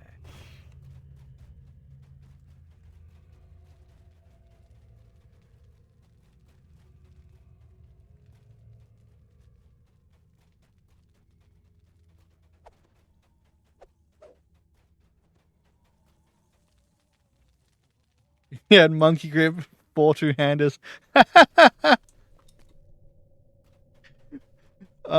We often ended up playing with Gestalt rules, so dual class rule setups.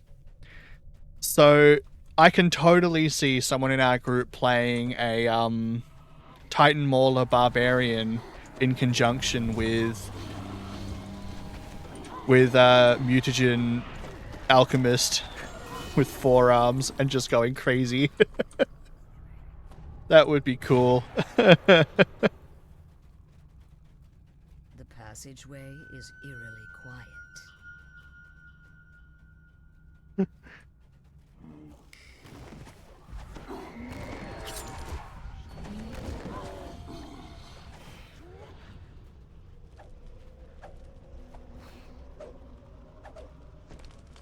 Keep stepping in the lava.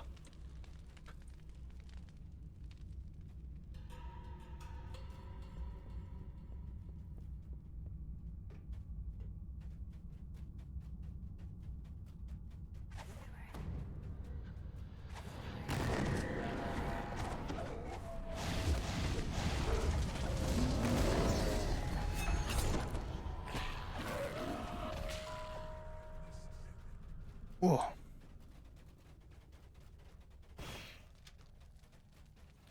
I need to go up there.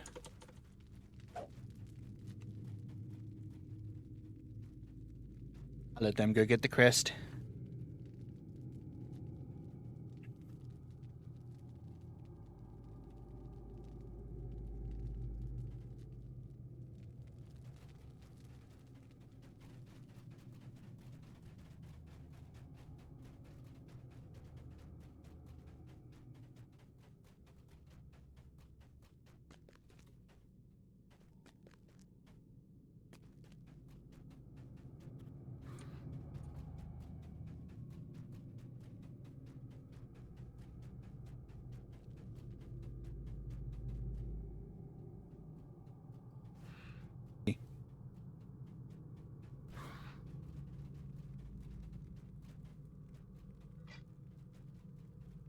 Alright, we're going to do this optional.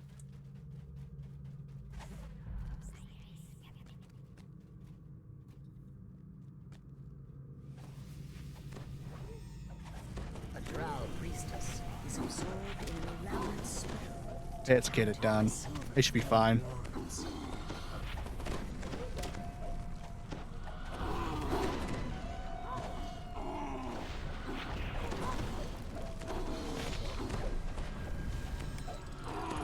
Nice.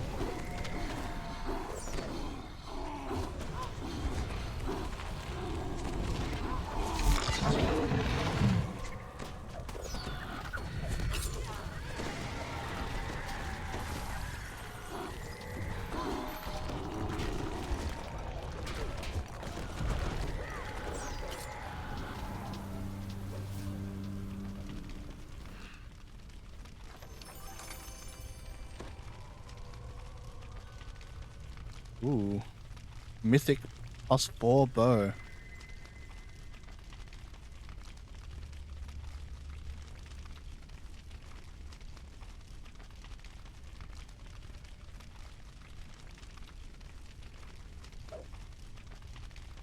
I think I want to keep this. Because I've been thinking about a, probably not going to use it, but I've been thinking about since yesterday when a guildmate said that Arcane Trickster is really versatile, I suddenly had a thought of Arcane Archer, Arcane Trickster.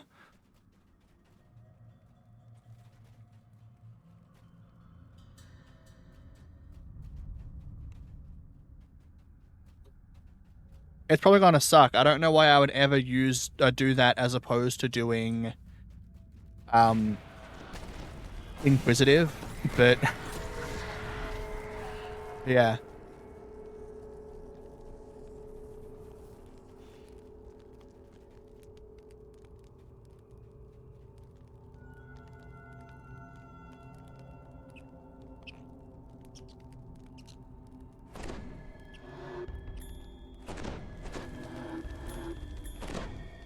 I mean, I guess with the build I was going with, technically, Arcane Archer is offering me extra enchantment DCs. Because I was thinking something like 6 Arcane Trickster, 14 Wizard with Arcane Archer. What I'm worried about is just how many SPs that's going to use. And the plan was damage output from the imbues in Arcane Archer, combined with Dancing Ball and Mind Fog from Wizard.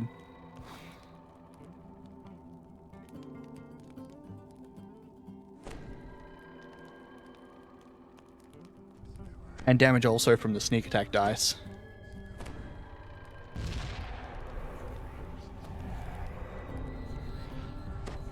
I don't think it's going to be very good. Like, I could make better builds, I reckon, but it was just a really interesting thought my guildmate caused me to have.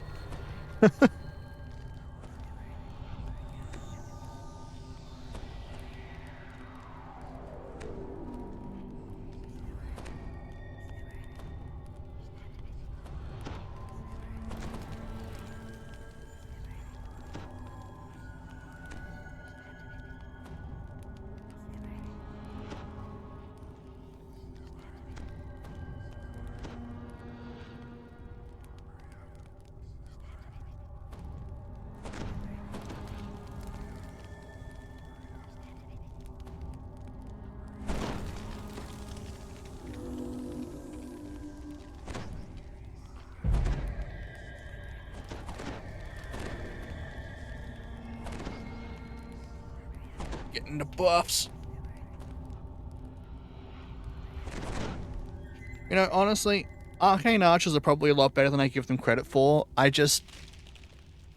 personally don't like them because I used to have someone who pushed them really hard in the old guild I was playing in.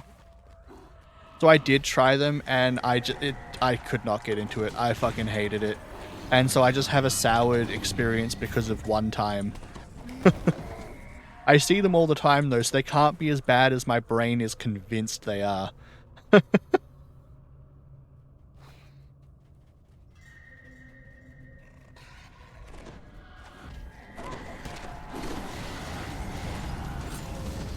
They are easily the best for leveling, even now with their AoE shot. Okay. The heat grows more oppressive as the path drops deeper. Even by comparison to like Inquisitive, where they get the AoE shot as well, but they're hitting twice with it.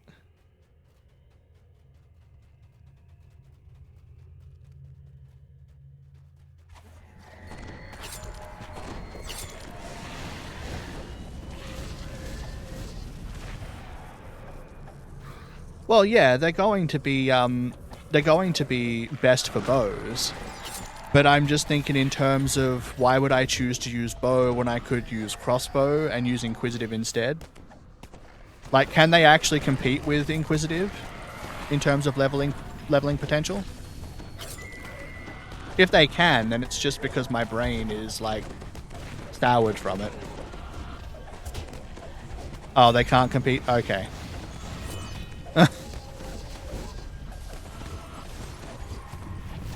It would be cool if they could then. I would really like to see them, like... Oh, it's because Inquisitive is broken. Alright, fair enough. It's not because Arcane Archer is bad, it's because Inquisitive is broken. Fair enough.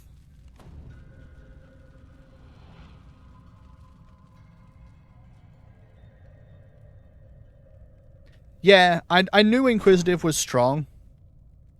I hadn't thought of it being, like, overpowered, because I didn't think it was that much more impressive than using a, repeater.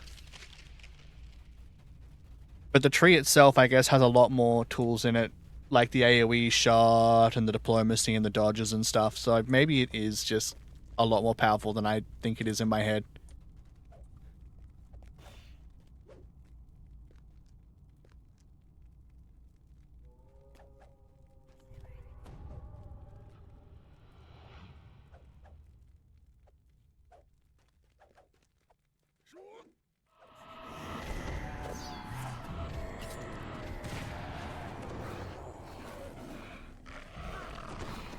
No, not hurting friends.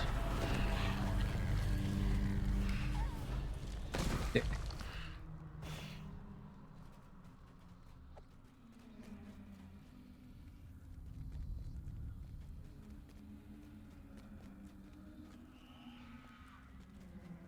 Three levels of Artie plus whatever, and Inquisitive as 2 heavy AoE shots. Yeah. A drow magic barrier bars entry into a massive cavern beyond.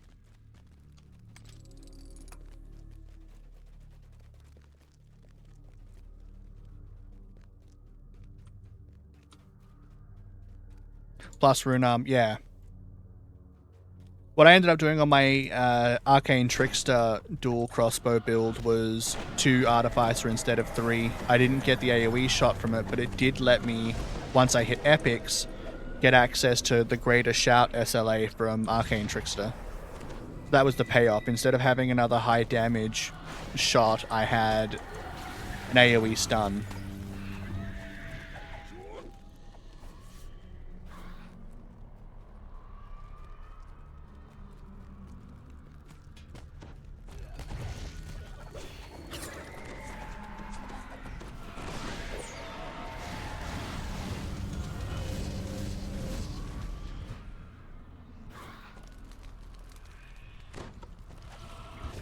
I want to go play another Artificer repeater build with Battle Engineer.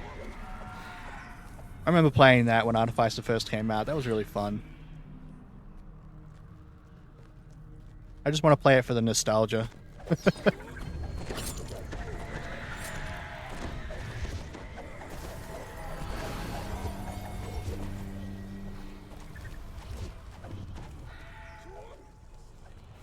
What I can't do, sadly, is set my Iron Defender up to break boxes for me anymore. That's sad. I have heard talks about taking more Arty levels since the T5 AoE shot allows you to get 3 AoE shots that hit 2 times per cast. Oh. Okay, so instead of... Oh, no, not even instead of. You'd still get access to Endless Fusillade. Yeah, I can see that. That makes sense.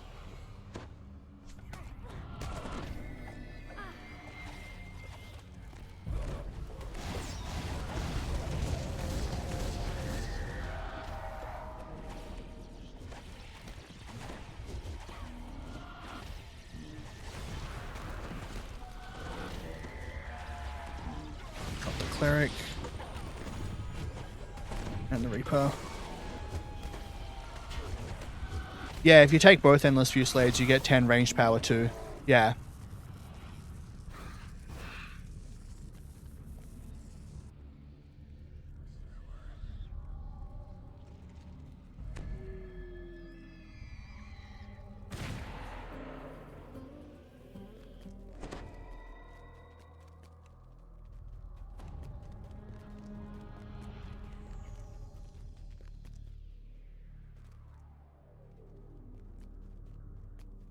Alright, we have ads coming up once we exit this dungeon.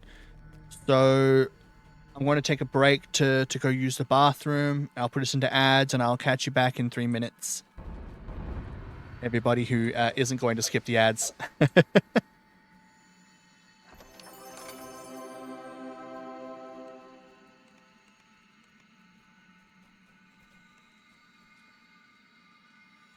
The 5 RD split is for AoE, non-raid farming, and 3 is for raiding. Yeah.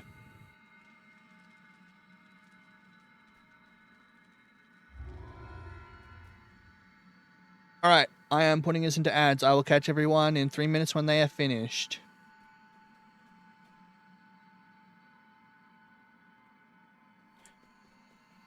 I'll step straight into Spinner. Gonna go to the bathroom quick. I should pick up the quest and not red door it.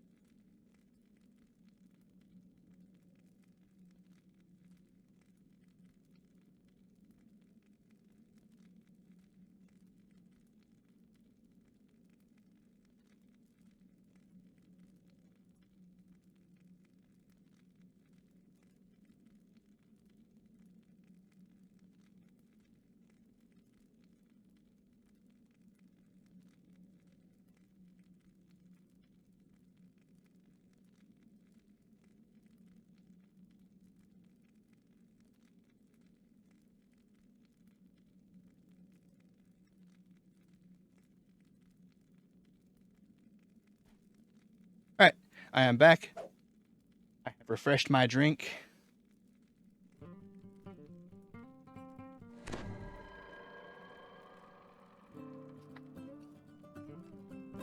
I say refresh my drink as though I have gone and got myself alcohol. But I don't really drink very often, so I have not actually done that.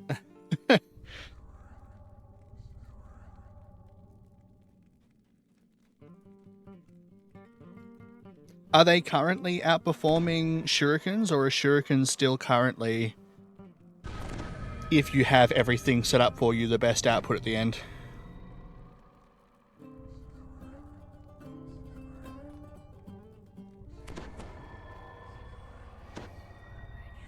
I tried to make a shuriken setup once. By once, I mean like a couple of months back. It is once again not my cup of tea. So I currently have a character who's 21 and it's just sitting there as a shuriken setup.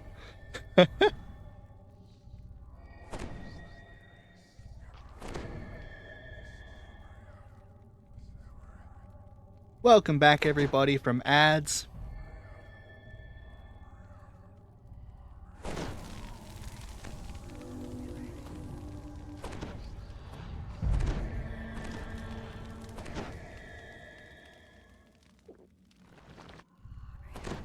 Alright, setting up my buffs, getting ready.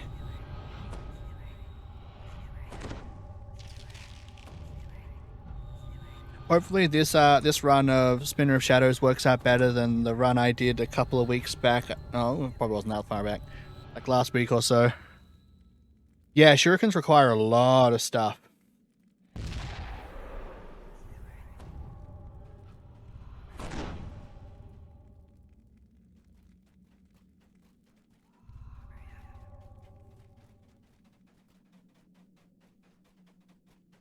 Yeah, I did know that shuriken is definitely one of those setups that's like, it's being carried by having everything for them. And it is very much an endgame setup and not a leveling setup.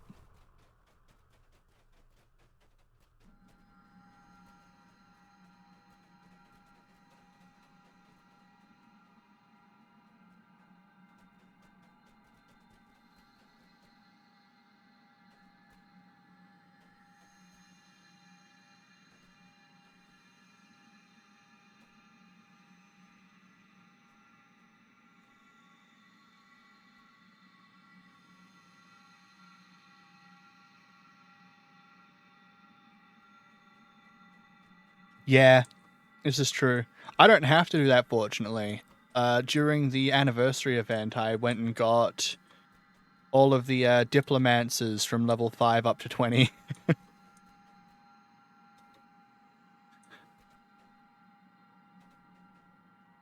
And then the diplomancers the level 20 diplomancer carries me from 20 up to legendaries, where I put on my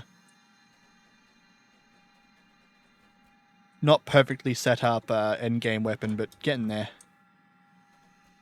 I gotta run more fires over more graves to finish it.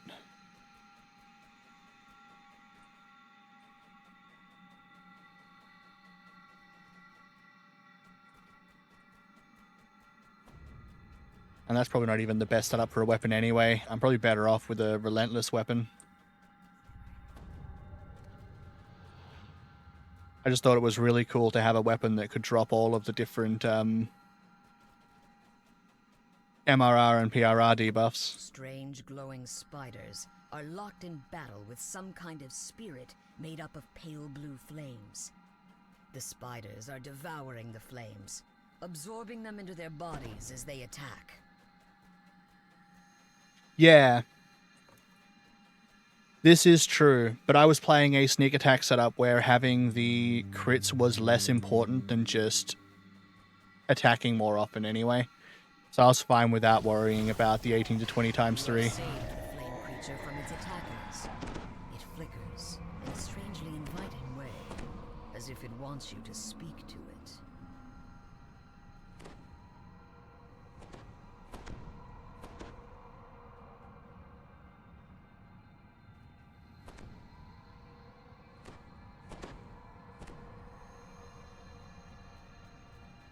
Oh, cool, we're all here. Excellent. The Spinner of Shadow struggles against her weakening bonds, while below, the spiders consume the last of the flames. Yeah. You find yourself unable to move. The Spinner of Shadows has broken free. At last I am free from that disgusting flame. You have finally done my bidding, vassals. I see that you have brought me the dragon shards that she needs. Though I also see that you have allowed some pests to follow you inside. The demon Overlord glares down at you with contempt. The stink of Eberron is on you, mortals. I will turn my attention to your world in due time. But for now, it pleases me to let you live. Someone must witness my return. I wish there was and another survive. really good quarterstaff Intruders, my for legendary lady. levels. One of the Rakshasas growls. We will report I would be your so much more glorious inclined deeds to the play world. like Now let us leave another this quarterstaff place. setup if there You was must just a help us legendary release the Sirith other equivalent. demon overlords. I will do no such thing. Now that I am free, I have no need for the other overlords, or for you tedious lords of dust. Not when she awaits me. Now be gone! A burst of blue flame suddenly erupts in front of the demon. The Spinner of Shadow screams and scuttles back into the darkness. You Alright, feel her grasp I'm on off. you slip as the Silver Flame Guardian speaks. Hold, demon. You have not escaped yet. Some of the flame still burns. Ratcatcher is almost the Sword of Shadows of heroic level crossbows. The Silver Flame Yeah. Guardian speaks.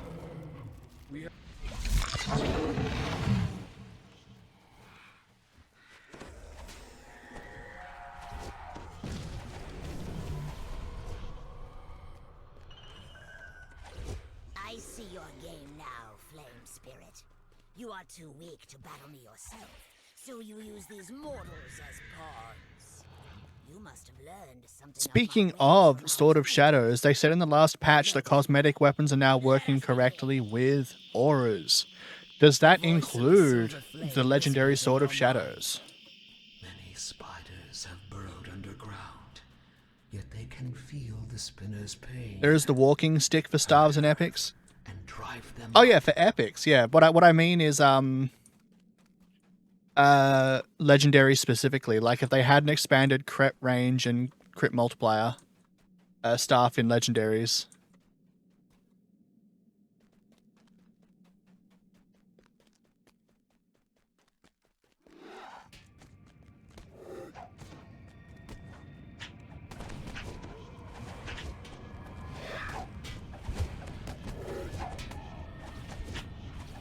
This is pointless, mortals. I'll not Echoes the Spinner's cries of pain. The spiders crawl out of their hiding places in response to the demon's call. Alright. Back off to the side to go get more.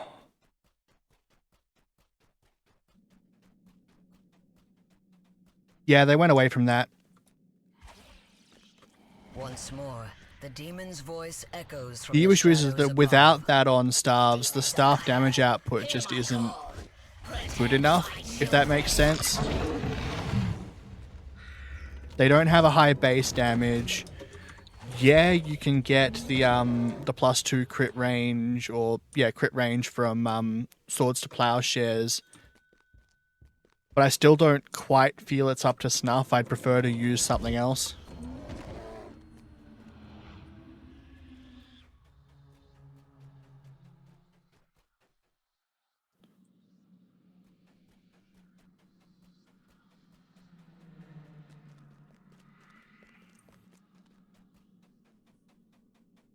Oh, got two.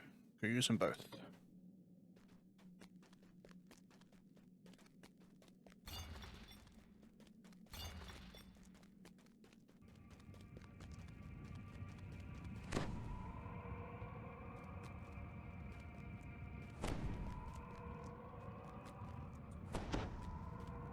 And yeah, I know they've been trying to move away from that. And I understand the want to not have it set up for like everything. It makes sense. Yeah. But that's what I mean, like, the hand wraps are just so much better for monks than staves are now because they don't have a good option. Because the staves themselves can't compete Of dread overwhelms you, as if without darkness has entered without your a very staff that's soul. like Sirith, where it has that Slayer of expanded setup. Shadows has returned to the battle. Which means that there's an entire tree in monk that's just useless.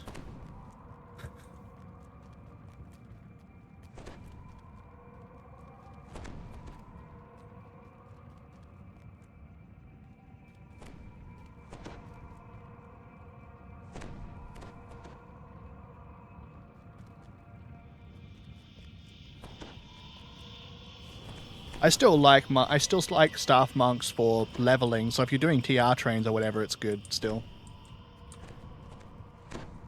Yeah, two-handers don't have very good don't have things. They lack the number of attacks you can get with the other setups, and the the amount of damage they deal in single hits isn't enough to compensate.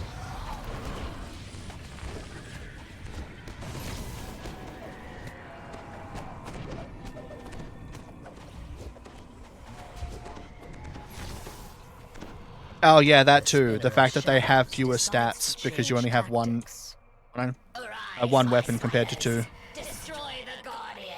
Without it, the mortals are lost.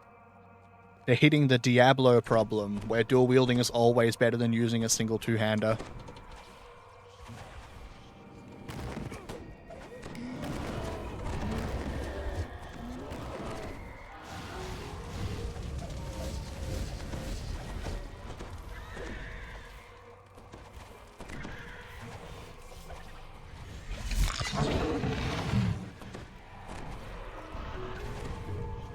Alright, concentrating on silver flame eaters.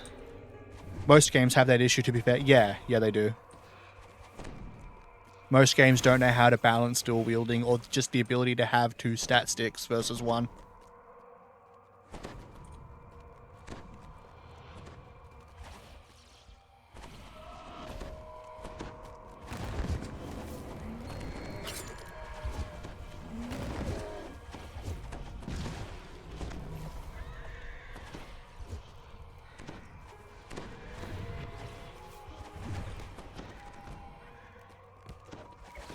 And I'm unsure how I would compensate for that.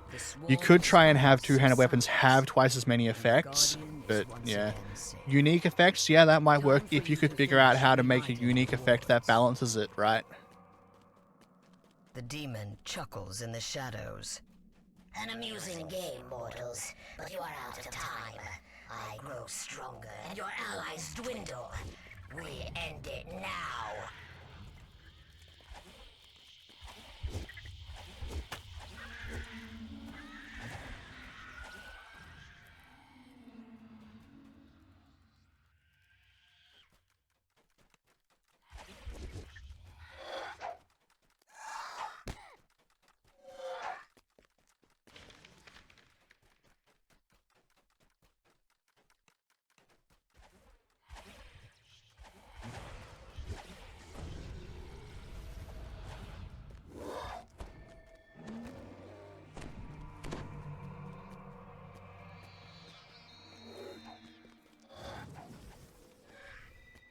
Nine.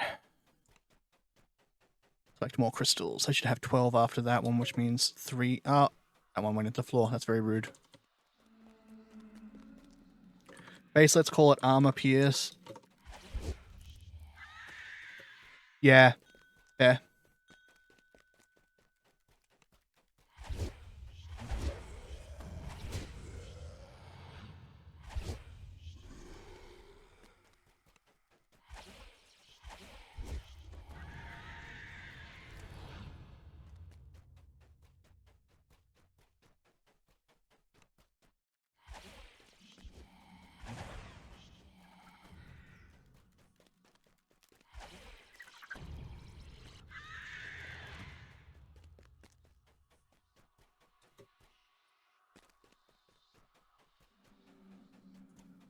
Cool. I've got enough for the rest of them.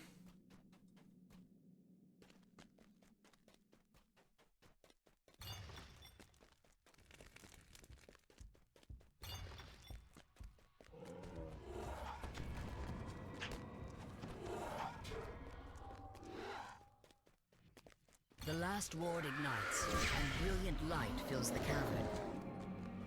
The spinner of shadows shouts. But it is a Armor shout Pierce of ignores triumph. percentage defensive target hit, but don't let it become a debuff. Once again, Okay. you are held in an irresistible web of force.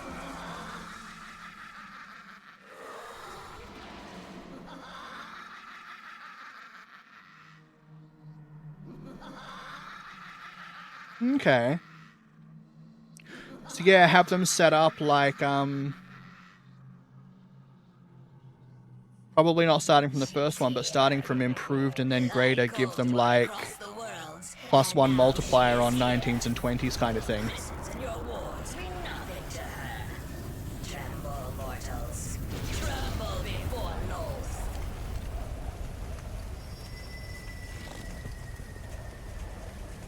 Like Vorpal used to be before it became available to one-handers. Okay. A voice of vast power booms from inside the breach. There you are, sister. Did you collect the dragon shards as I commanded? I have, Replies the spinner of shadows. the drow brought them to me, just as you said they would. What shall I do with these irritating mortals? Leave them. Loth commands. The demon web will soon swallow this place, and them along with it. Now, bring me the dragon shards. There is much to do.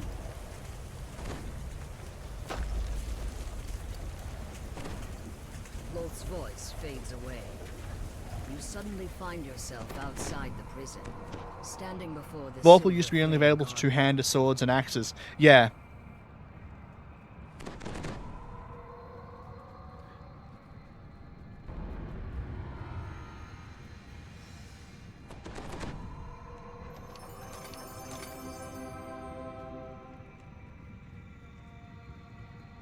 Ooh, Templar's Retribution.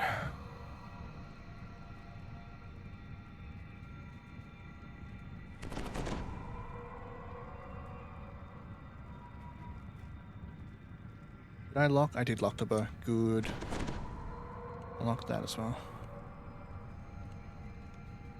Oh, I've got lots of named irons to feed my gem. Keep locking them.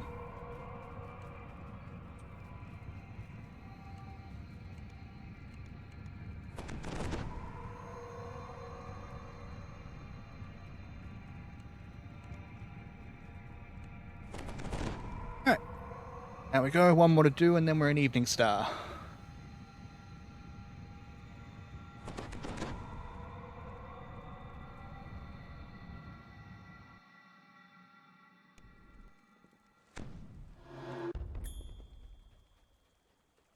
Ooh.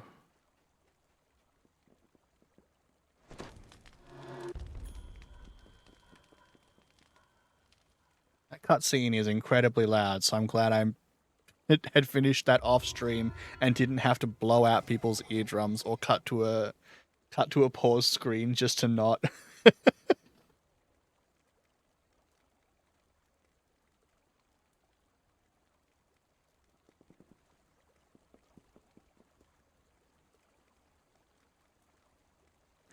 Alright, looks like people are taking their levels, and I can also do so. So I will. It'll give me access to the next tier. That'll be good.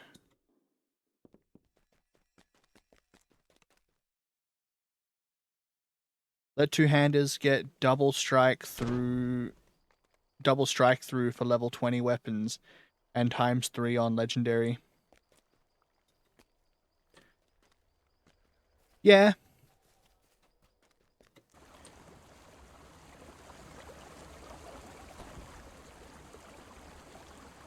I think that'd probably work as well.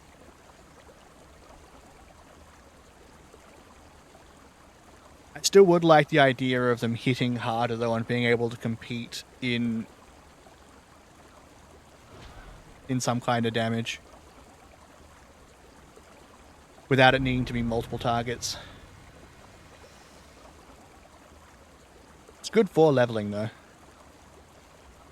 still like my two-handers.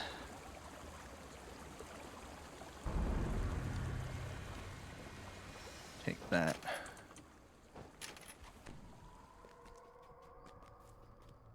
Save up enough to get that. What do I take? What have we got?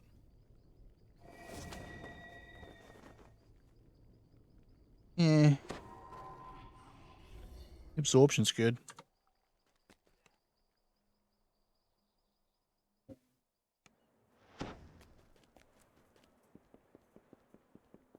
I think I really like your idea for like higher big chance, a higher big crit hits.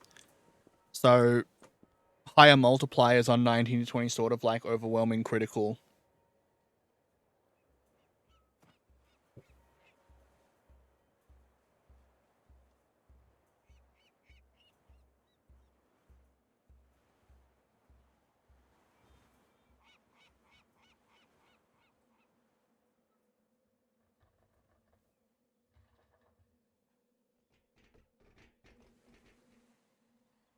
It would also give them more of a specific identity where it feels like they wanted two-handers to have bigger base numbers, but they don't because of just what you can get on other stuff, and then the attack speed doesn't work. So giving them the ability to do higher base numbers and the want to pump those base numbers as opposed to pumping stuff like imbue dice or whatever would help solidify an identity like that.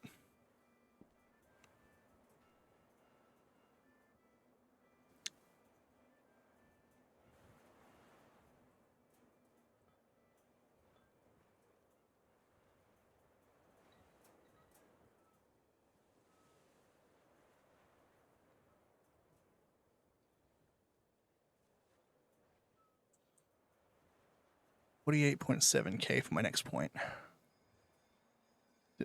Didn't unlock, no. 27.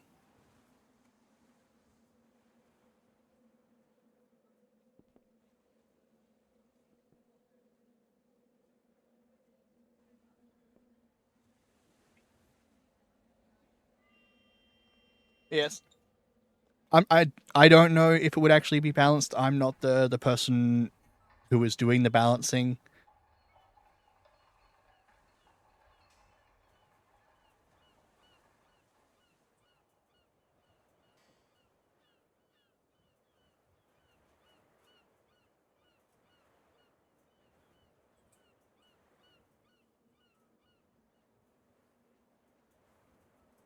I like to think I'm reasonably good at balancing stuff, but I honestly don't think I actually am.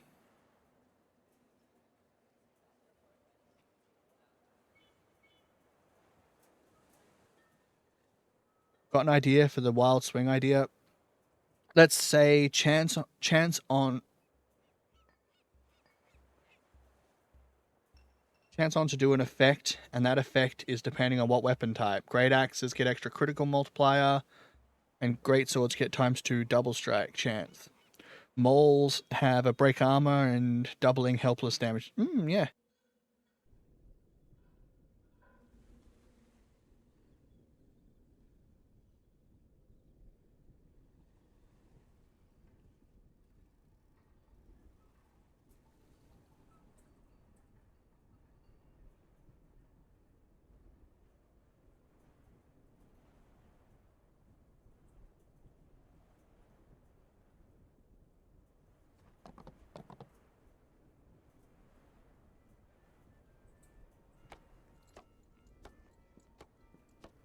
Yeah, I get the gist.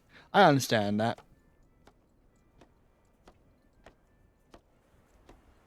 Moles having...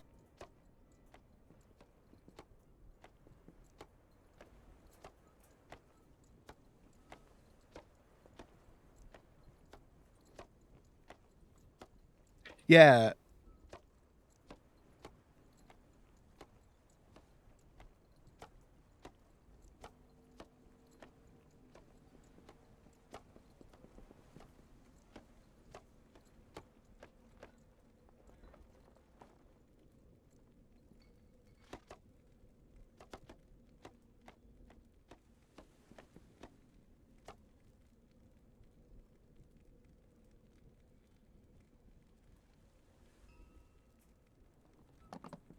Yeah, I think that'd be cool. I think they do need to do a little bit for two-handers. And it would be cool to see some interesting concepts they come up with. Unique weapon setups would be kind of cool. Make weapon types matter again. Yeah.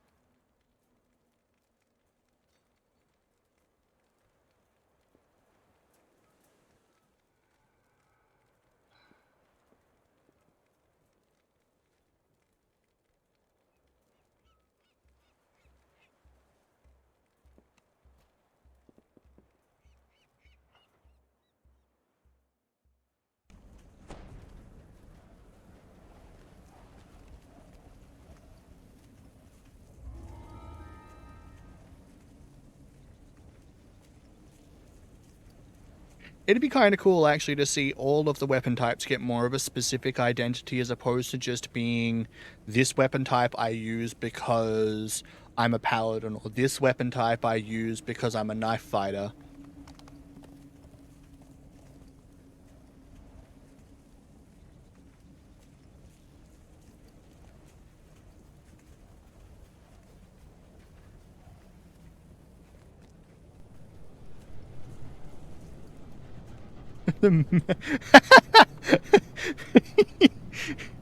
Just make the ultimate weapon the Mega Swiss Army knife. There we go. Didn't want to let me use the portal.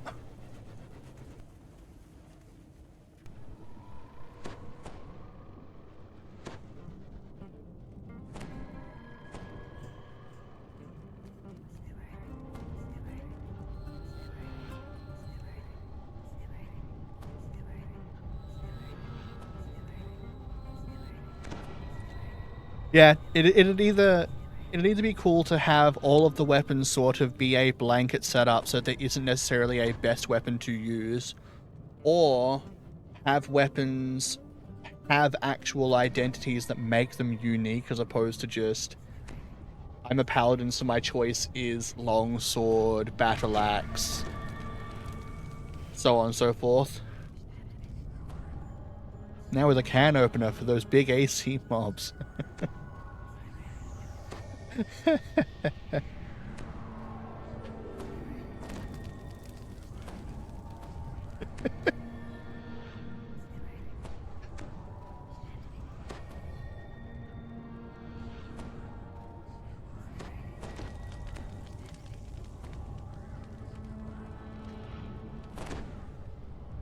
Never get locked away from your end chest again. Open those mobs with a can opener, Swiss Army knife sword.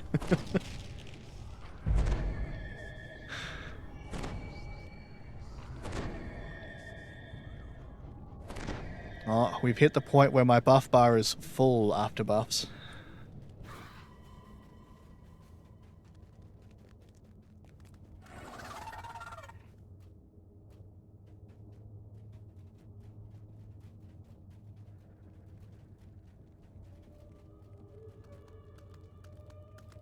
A voice in the distance calls to you. Take heed, friend. Now with auto gibbers. Are you sick and tired of seeing that falchion stuck in your back? Ever wish you could rip it out and use it as a weapon? Well, now you can. Ye must have come through the rift that she made. The rift to the other world. Perhaps ye have come to mend it. 'Tis no small task. I can aid ye in all this, but it will not be easy. Come with me.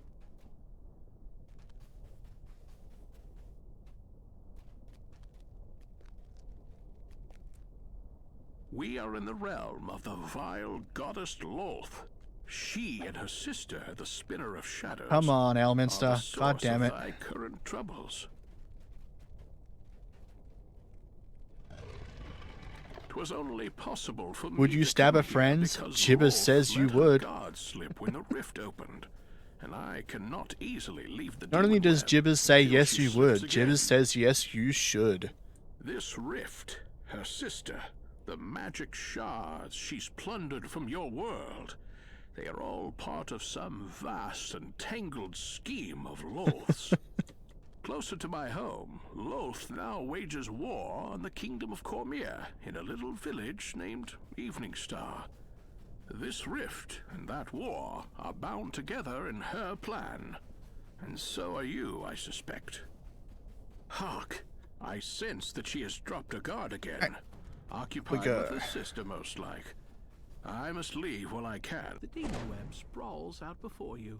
Somewhere in this chaotic maze lies the path to the place Elminster called Eveningstar. Elminster departs.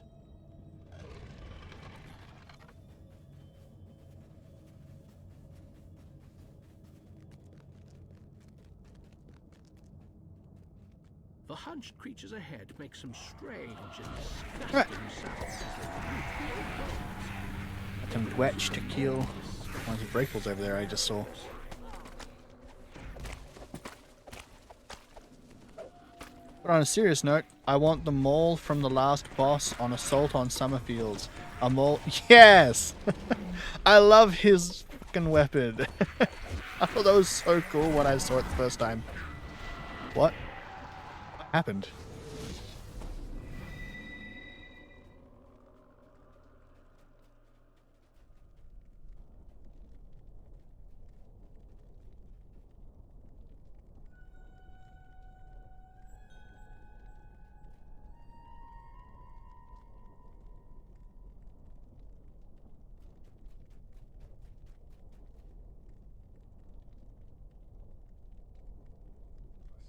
Yeah, that blade barrier, like, two-handed mace he carries is freaking cool.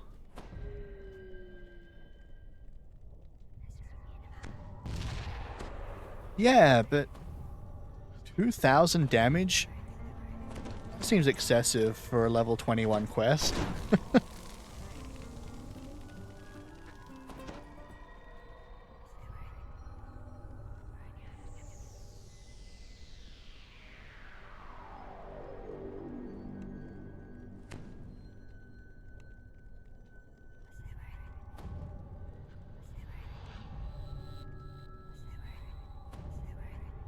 I guess I don't often get hit in melee because whenever things are close to me, I move away just because the cleaves will get you if you don't.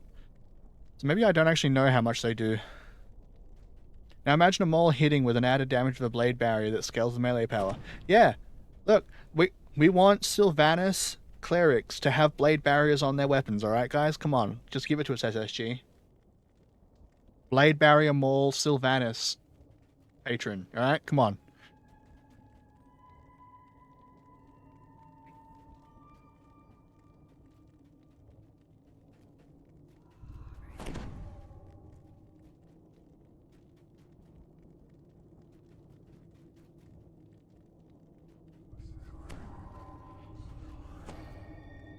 Oh, chance on hit. Interesting. Honestly, on hit chance to create spell effects is already an interesting idea. They've got like dots and stuff as spell effects, but they don't have static effects. At least not many of them.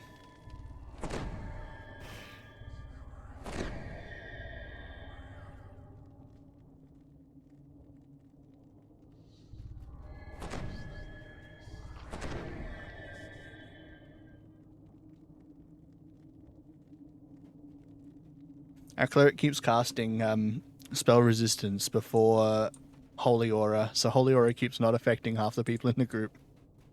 The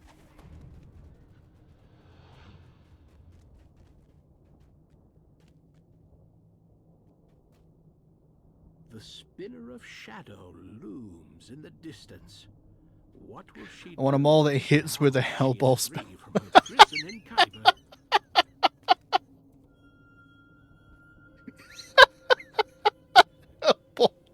We'll call it the Hell Mole.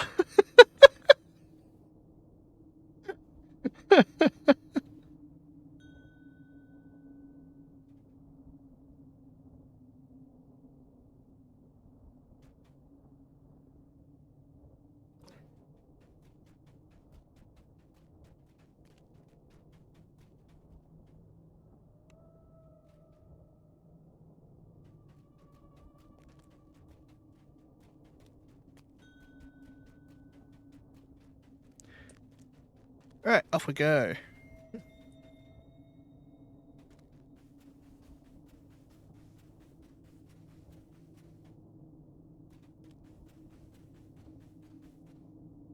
I don't know if I'm gonna make it to heal Thorgy.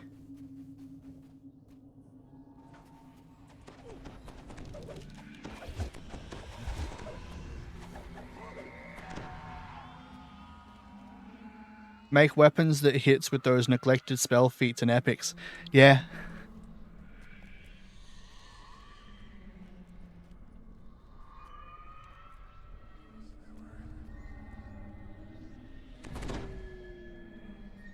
It'd be kind of interesting to see them go through and fix feats that just don't really do anything anymore and no one ever takes.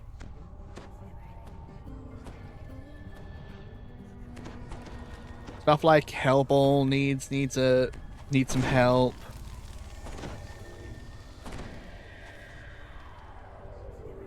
Living spells on sticks.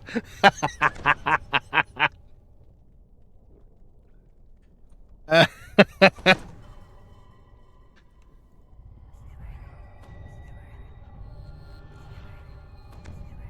wash myself with a spell on a stick.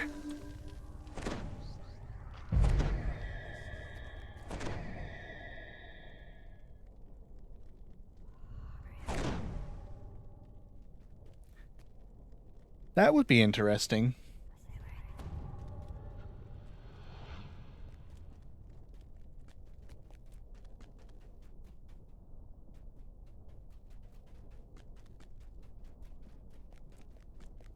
Interesting concept would be living spellcaster.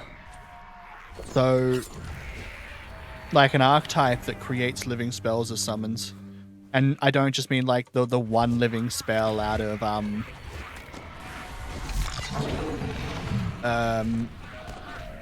Magister. Have an item called the Manifest Rod and have it manifest a spell you got the feat for. Yeah. Living glacial wrath might be a bit overpowered. I don't know.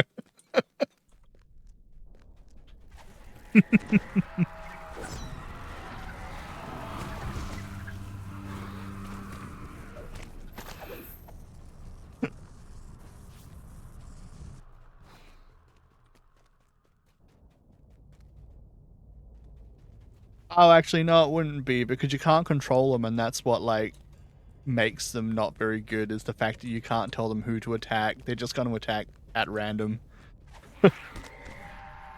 So just because it's a CC spell doesn't mean that it's going to be a good spell. Far away in the center of the demon web is a vast structure that can only be Lolth's lair. In the distance, the Spinner of Shadows scuttles along the demon web, intent on some errand of her own.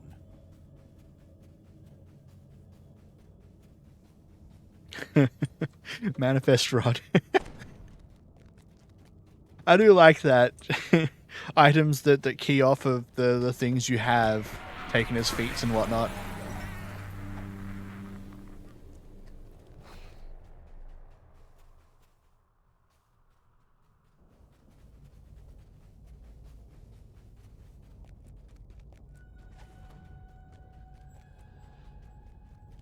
A spider hatchery lies empty.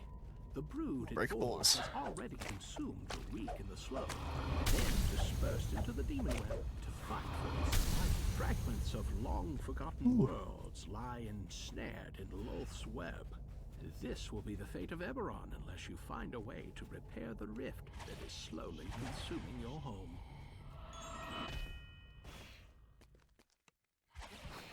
Just take out these guys. We got someone who's gone AFK, so...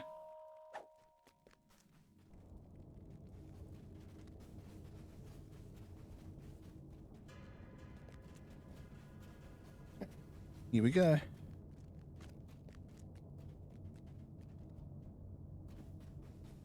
No, you're all good, man. Nothing to be sorry about. That's real life. That real life needs to come before me and entertainment. Things you gotta do are things you gotta do.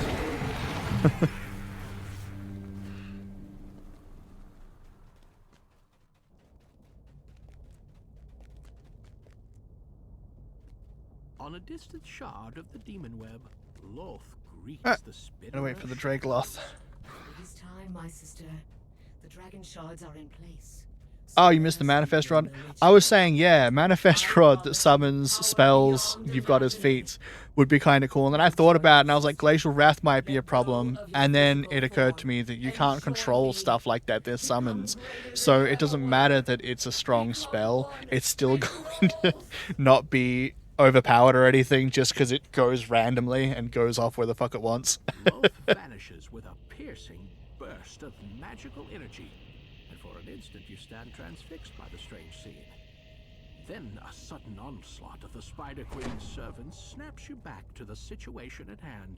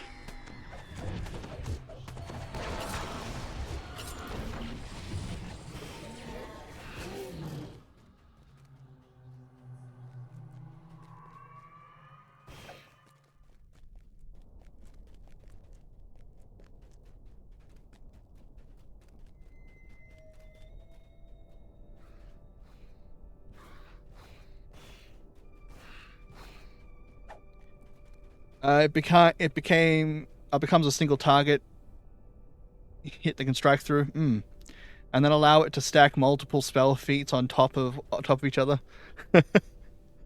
Ahead lies a glimmering magical portal.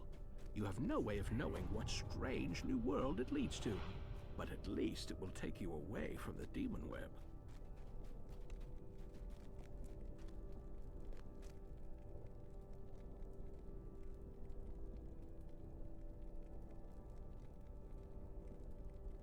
Then two-hander would be back.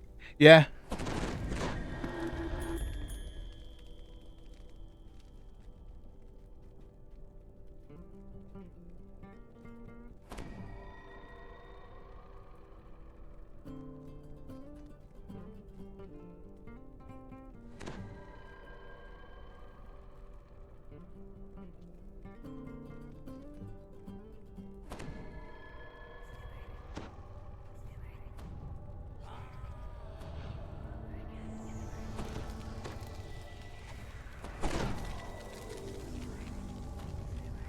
Yeah, two-hander would be back. Would be pretty fun.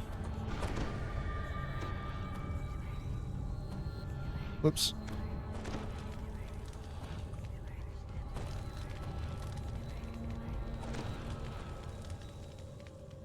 Imagine. Oh, that would be cool. That would be.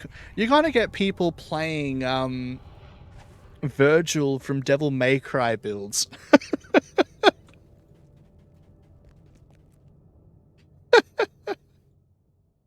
I'm not saying that's a bad thing, but You find yourself in a vast cavern of stone deep below the surface. If you are to find Elminster, you must first make your escape from the vastness of the underworld.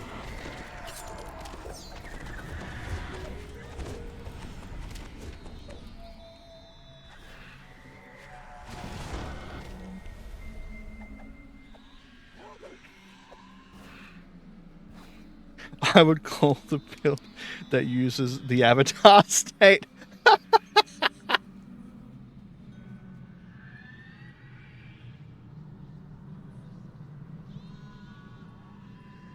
Oh, he fully DC'd. Maybe while they were working on...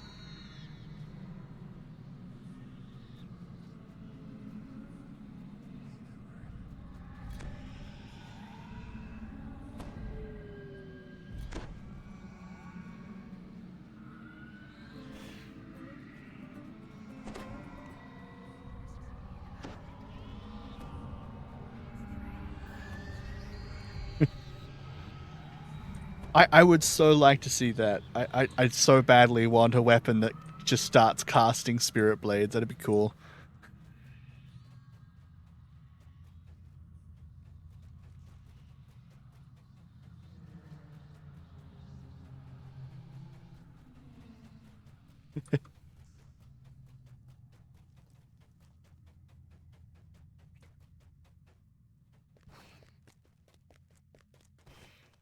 A build like that would definitely have to scale it on something other than like on spell power, so it would have to be scaled off of melee power if it's a melee weapon. Otherwise you are going to get problems with like certain build setups with spell power wreaking crazy havoc. I think I'll steal the Manifest Rod idea for a later campaign. That is fair. It sounds like it could be really fun.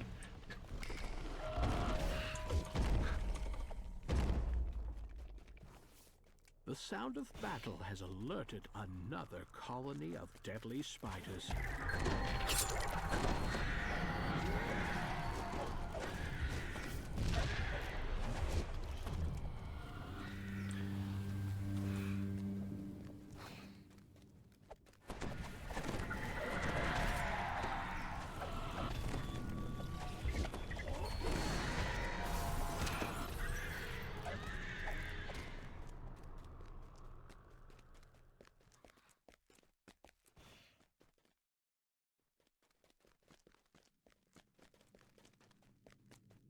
In tabletop, it would allow you to forget a spell and add it to the rod. Oh, okay. So as you're memorizing spells, you can either memorize them for yourself or memorize them for the rod.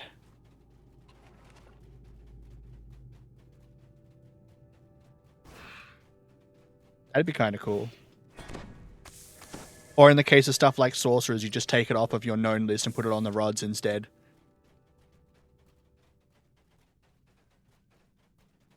You have stumbled into a group of heavily armed drow. They don't look anything like the drow you've encountered back on Eberron. And they Oh, so like it's a permanent thing. Once you've forgotten it, it's gone from your spellbook and it's in the weapon itself. I think the problem with something like that is you could never then take the weapon off, otherwise those spells are just gone. You don't get them back.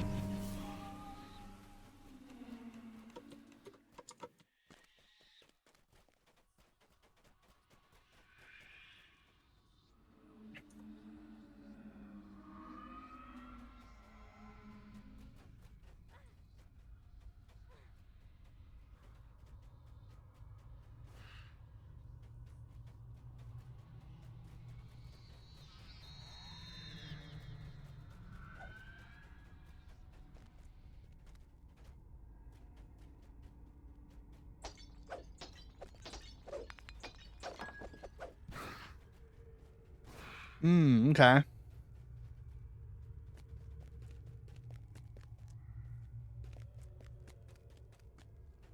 Three drow scouts are talking on the ledge above. Perhaps they can lead you up to the surface. Also, if you want it from the spellbook, does it specifically have to be a wizard who does it, or can something like a sorcerer lose the spells that they know for it as well?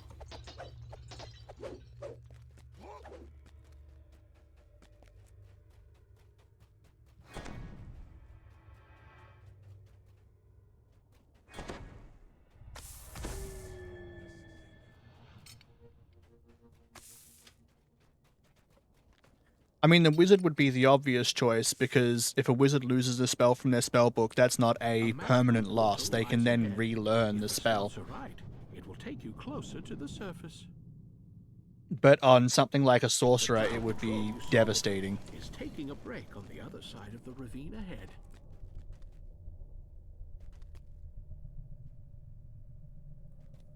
Only wizard and artifice? Okay, yeah, that makes sense.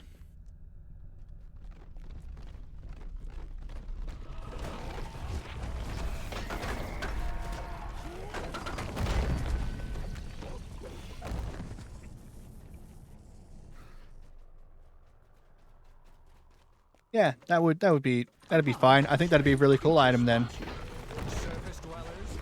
Now the other question that comes up is, is this item a 5e item? And if it is it the person who wields it to use it as a weapon who, what's the word I'm looking for? Not bind, but has it as one of their magic item allotment, or is it the wizard who's been putting spells into it, who aligns it as one of his magic item slots?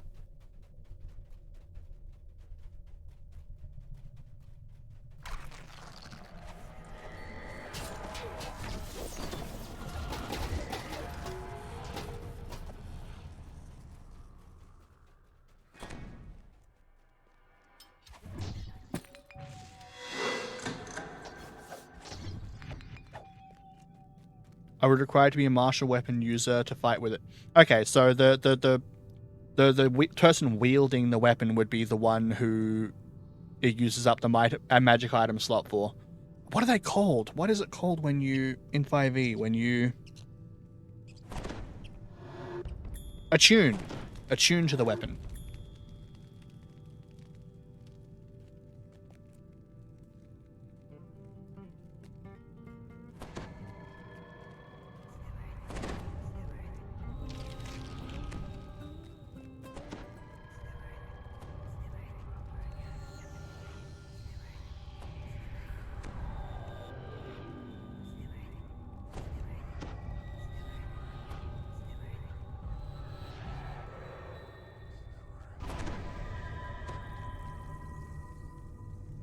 Yeah. No, I think I understand your concept. I was just wondering, because in 5e you only have up to 3 attunement slots, and a bunch of the magic items in 5e require attunement, and normally it's based on how powerful that item is. But something like this would be a relatively powerful item, so I was wondering if the person who attunes to it would have to be the wizard who is giving it spells, or would have to be the fighter who is using it, or barbarian or whoever. These corpses appear to have been left behind as food for the local spider population.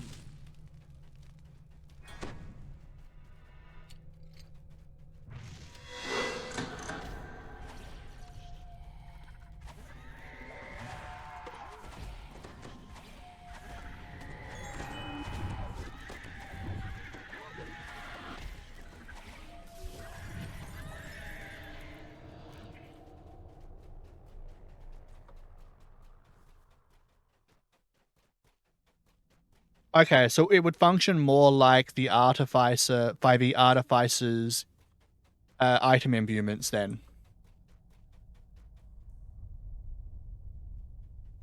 As opposed to the item itself being magical, it's more like you're imbuing an item.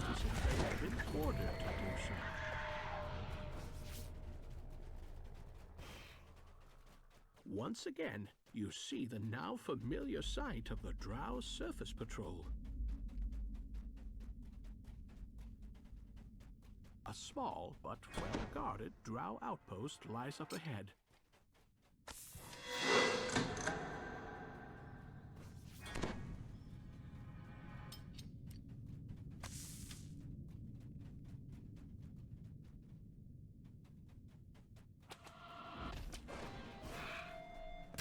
I debate with myself to give it charges. That's fair. There's something you don't want it to be is like too ridiculous that it just makes everything unfun to play. Military precision unheard of on Sindri. Even so, the defender of the outpost is finally dead. You may freely pass through its portal and learn what lies beyond.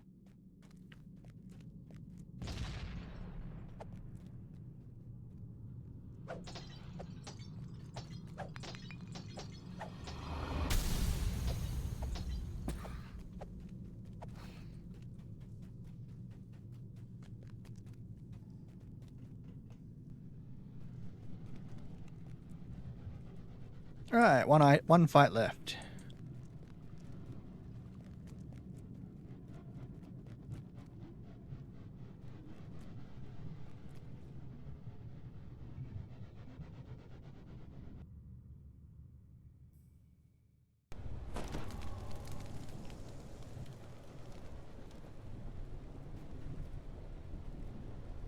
Or you can always have it, instead of being charges, have it uses per rest.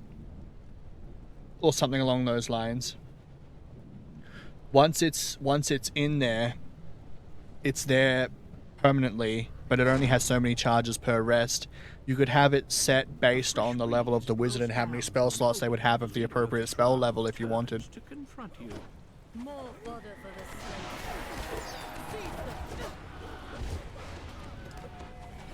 Imagine a stick with an on-hit effect to hold monster. No damage on the weapon, just one good debuff. Yeah.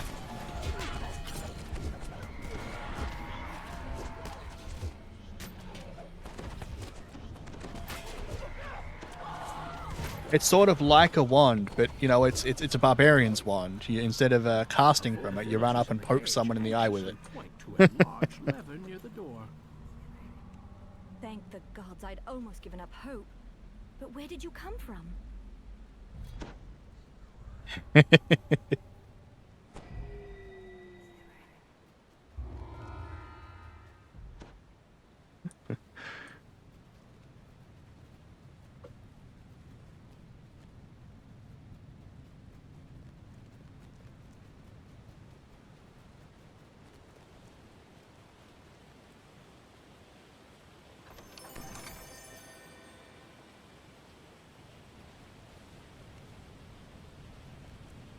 Yeah, no, I think that's a cool concept, and you could definitely do a lot with it. One for Arcane and one for Divine. Yeah. Within the shadows of the prison township of Wayloon, a deeper dark is growing. I think it would be interesting to have like a subclass for the various classes you wanted to work with, where either you can have it take things permanently if you wanted on stuff, or you could set it up where instead of memorizing spells for yourself, you memorize spells into the wand, and it takes one of your spells memorized per day, for example, or however many you're putting into this stick instead. But then anyone can use the stick.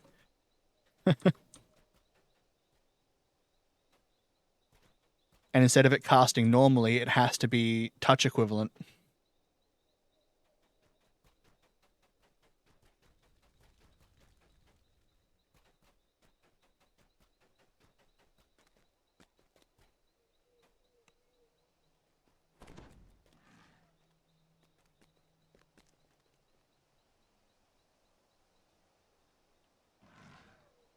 I got it. On effect, on hit is hold monster, and the other is cure. The pacifier.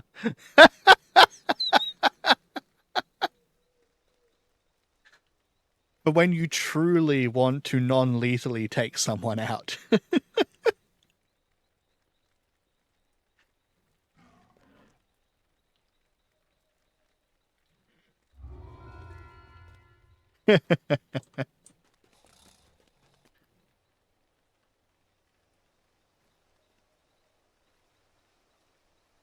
All right.